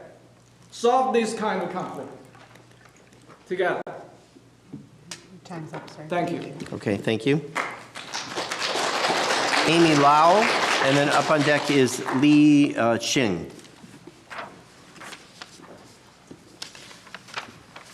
Good evening. Good evening. I'm a new Troy resident. I have a grade in the BMS Elementary School. So I'm here because I'm concerned of what's happening at the school district. I have questions in 3 areas. I know you cannot answer me tonight, and I hope you can answer some days, and I may reach out to some of you for further discussion. First question I have is, do you know the pilot of the curriculum is done separately in the regular class and the normal honors class? The new curriculum is fine. I think it's an improvement with current that's not what we're arguing. What we are concerned is you are using the new curriculum with the new structure. The combined class with you never pilot the combined class effect with the new curriculum. As I know, the new curriculum is the discussion-heavy curriculum. How that will impact the students who are already struggling in math? Can you participate in the discussion if you are not fully mastered the concept yet? So how that will impact the confidence of the students who are in the regular class now? So that's my first question. The pilot is flawed, and I ask you to go back to check the pilot. Second question, I'm wondering what the Troy School District will do to the top 5 to 10% students. Avondale School District has created a school magnet gifted school. Bloomfield Hills has the maximize potential academic potential programs. What the Troy School have? Now you're even taking the honors class away. So is that fair to the top 5% student? Third question is, what is school culture you're creating? We are here because the high school teachers ask the students to tell their parents to come to the board. Because the middle school teachers are worried about changes, but they are not afraid to speak out.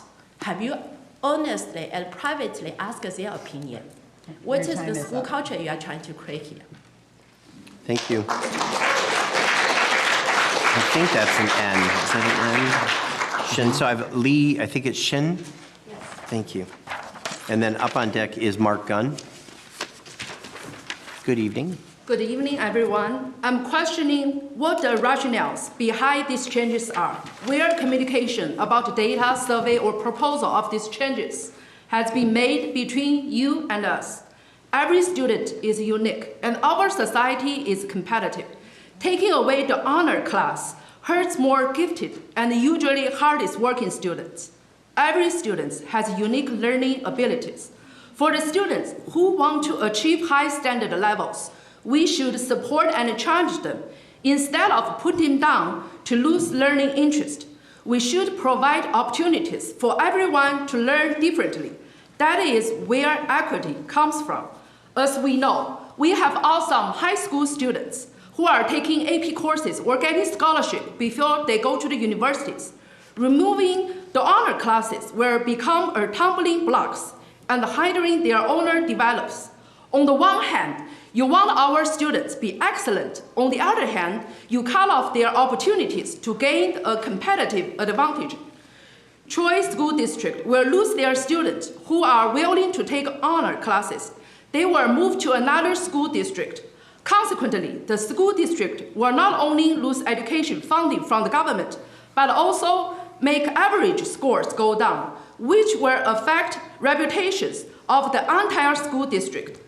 Is that the way you want to do? In conclusion, please record the decision of removing math honor class. Please listen to our voice. Please do not sacrifice these students for so-called equity. Please don't break our trust in you. Please strong support our unique student to be succeed in learning. Thank you. Thank you.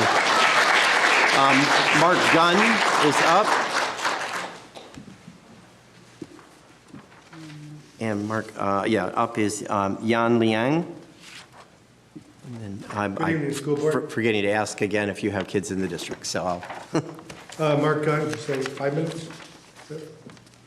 I get 5 minutes? You get 2 minutes. 2 minutes, Oh, 2 and minutes, we okay. start with, do you have any children in the district? All right. Well, good evening. I'm Mark Good Gunn. I've been a business owner in Troy. I'm a real estate broker, a professor. Can you answer the first question, What was please? that? Yeah, do you have children in the district? My children are now grown. Okay, all but right, I thank did. you. Go ahead. But, and I've also been a political candidate. And this has given me the opportunity to talk to many families, some of them who are here, that what is important in Troy is the school district, okay? Troy has grown to be the largest city in Oakland County. And that's primarily, I believe, because the school district and previous school boards had established a very high standard. The families in Troy who elected you, they elected you to keep the standards high. And by removing the honors classes, you're not keeping the standards high, you're reducing it. Everybody who's here, we're here to support keeping the honor standards. Offering challenging classes offers the opportunities for the students to get, higher level jobs, to become, better employed. And let's face it, it's a very competitive world in this education system that many people many of the students are leaving the state, Now the parents, they've got options. They can homeschool. They can 30 also seconds. move.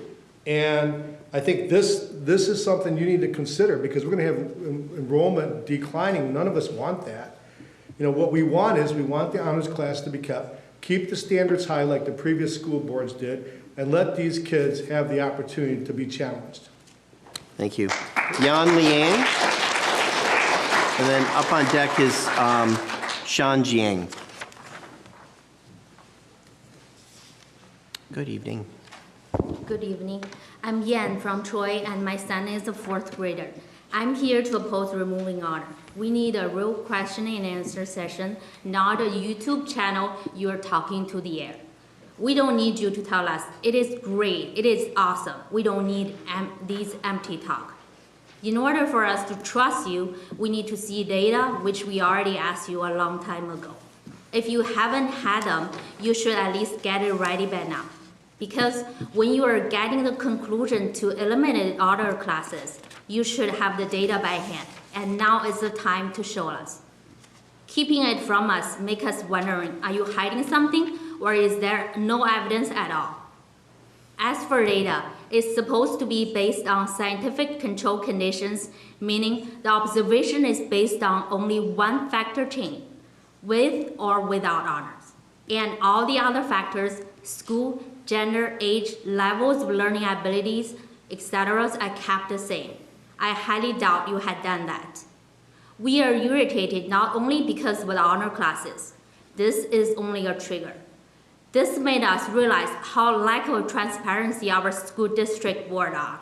It reminds us how elementary Spanish special were gone 4 years ago quietly, same as middle and high school English honors.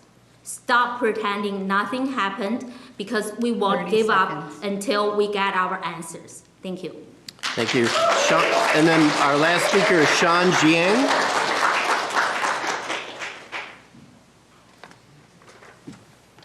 Good evening. Good evening. My name is Shen. Shen, I'm I sorry. have a student, I have a daughter who is 6 years old, and she's a 1st grade student in Schuder Elementary School. I would like to talk something different than others talking about. So last weekend, there is one incident in Chicago with 400 teenagers went to the Midland Park and create a chaos event in Chicago, and that was they were gathered basically by social media. So I'm considering our the school district, around the past 2 years, we have 4 fake threats about shooting in schools, right? They are all rumors passed around social media. So I want the committee to seriously consider how the social media can affect our students and how we can prevent such bad influence from our students and make our student body better. Thank you. Okay, thank you. Okay, and that brings us to other. So, Dr. Philippart. I mentioned earlier that, had an opportunity to participate in the Business Education Roundtable we had a roundtable prior to COVID and it went on hiatus. And I really want to thank, the district is working with Doug Keats, and his marketing acumen to kind of pull this together. It was a great first meeting. I mean, we had representatives from many of, the healthcare system, so Corewell Health, Children's, Magna, AT&T, Ryman Real Estate. I don't think anyone from Altair was there, but they were invited. Next time. They're coming next time. Yeah, that's what I thought. Yeah. And so I think it was off to a good start. As I mentioned, I think there's great future in public-private partnerships. It was very interesting to hear the comments of our business community in terms of, so I think we talked a little bit about Portrait of a Graduate, and I think that we got some very good interest. I think there was a message loud and clear from the business community is they really value collaboration skills, the ability of students to communicate, to think critically, to be problem solvers.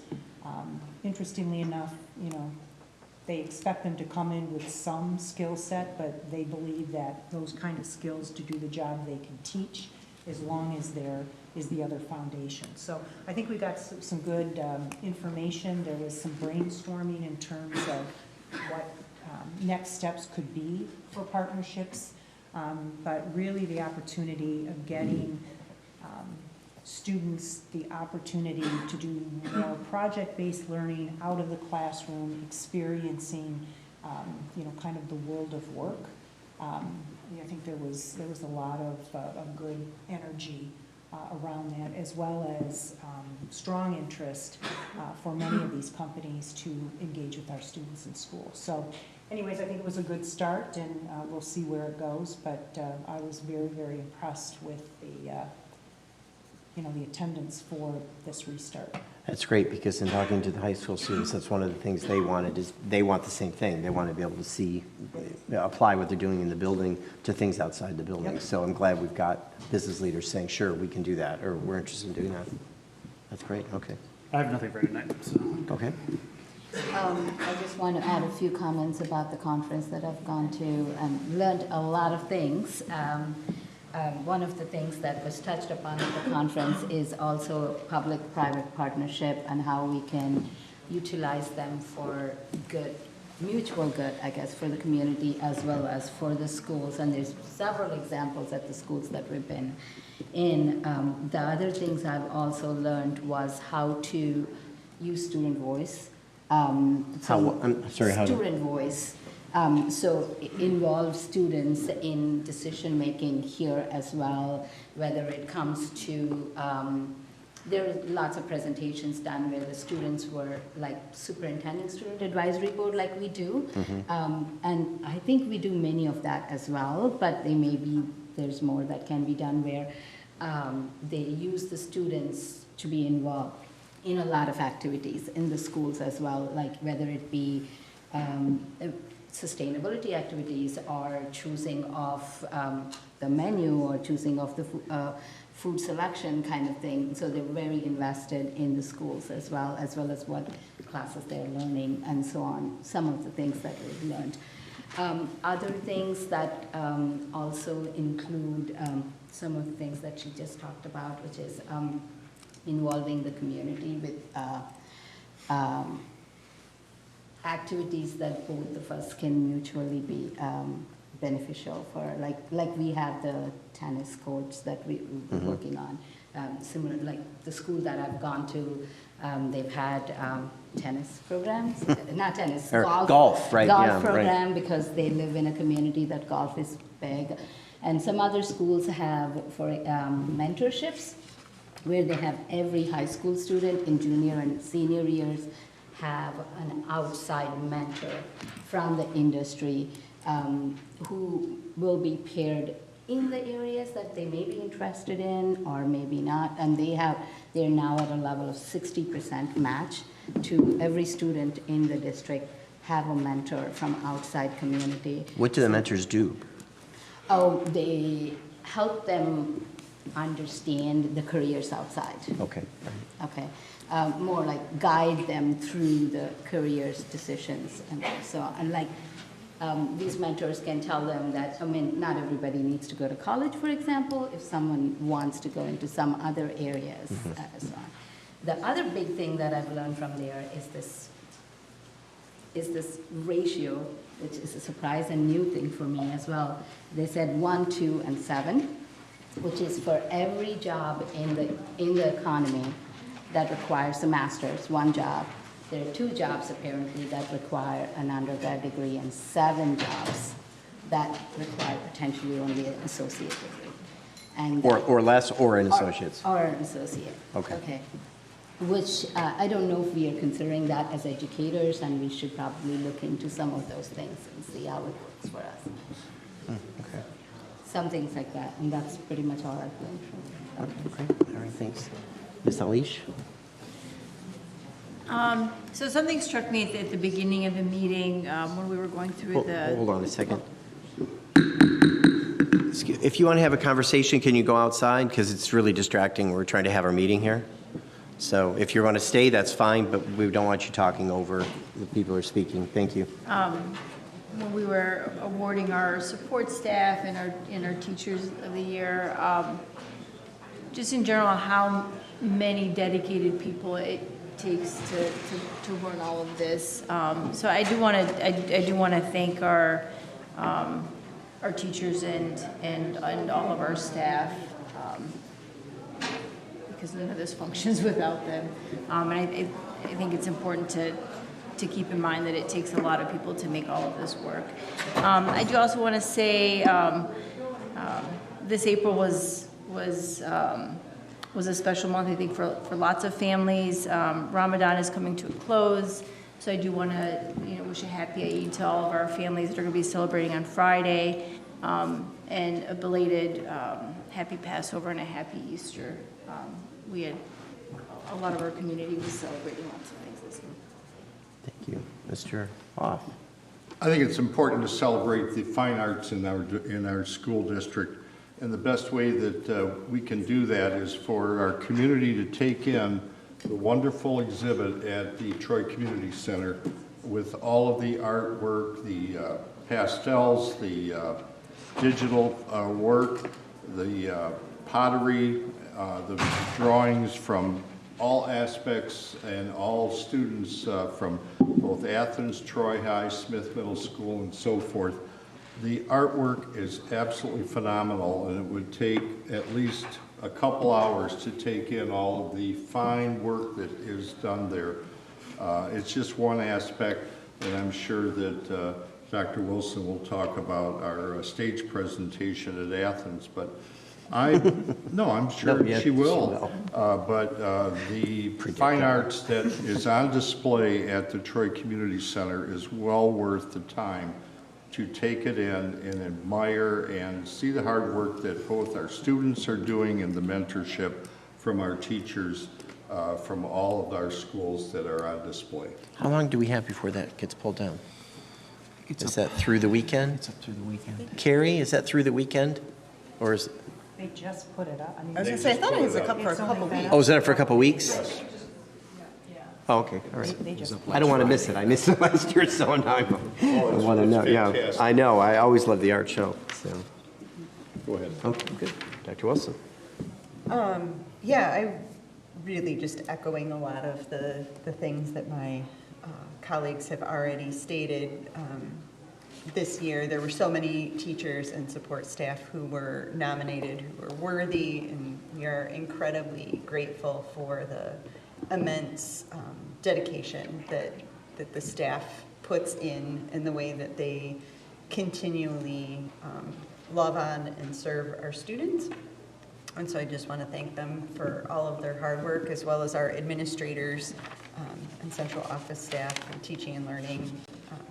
I know that everybody does this for the love of the children and nothing else, so thank you for that. And then, again, finishing up with Mr. Hoff, this is such a beautiful showcase time of year. You get to see all the different programs thriving and seeing both academic and art showcases. And as he said, the Athens Theater Company did their play, which I already mentioned when Grace was up, and being able to see all of that, it's a joy to be able to celebrate with students all of their hard work. Great. Dr. Macheski? Yeah, thank you, Mr. Schmidt. The art fair is up through May 3rd. May 3rd. Oh, so Judy's so I've got no excuse if I miss it. On the spot for sure. Our spring updates are underway, so we've been doing our staff and PTO booster group spring updates. We've got a long way to go. It's an all hands on deck endeavor to get to everyone, but I think it's been very well received thus far. I want to thank, obviously, congratulate our Teachers of the Year. I want to thank all of our administrators that were here tonight to celebrate the administrative appointments, those that have stuck it out, that are still here. I want to thank our community is extremely passionate about instruction. They're passionate about opportunities for their students, as evidenced by the opportunities we had to hear from parents tonight. So I want to thank those folks for coming tonight and for voicing their concerns and voicing their opinions. Certainly their rights to do so. So I want to thank them for that. And also for our community that may be wishing to see what additional information is available to them. I would strongly encourage, I would point folks to the district's YouTube channel. There is a recorded session of a community conversation that took place.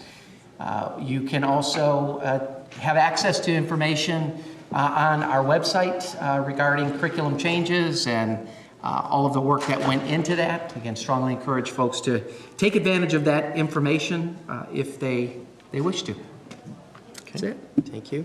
The only thing add to that is I just a shout out to our teaching and learning staff who've spent the last 3 years developing this math curriculum and exploring it and making sure that it's going to be good for our students. And for those of us who have witnessed the math curriculum in class, it's a really exciting, positive thing. So I'm hoping that the community trusts the experts that we have in pedagogy who have been working on this for years, literally years, to make sure that we're going to pull this off and make it effective for all of our students. Beyond that, we have our next workshop on May 2nd at 6 p.m. In the central offices, and then May 16th is our next board meeting back here in the big room at 7 p.m. Am I missing anything? Okay, thank you. Court adjourned.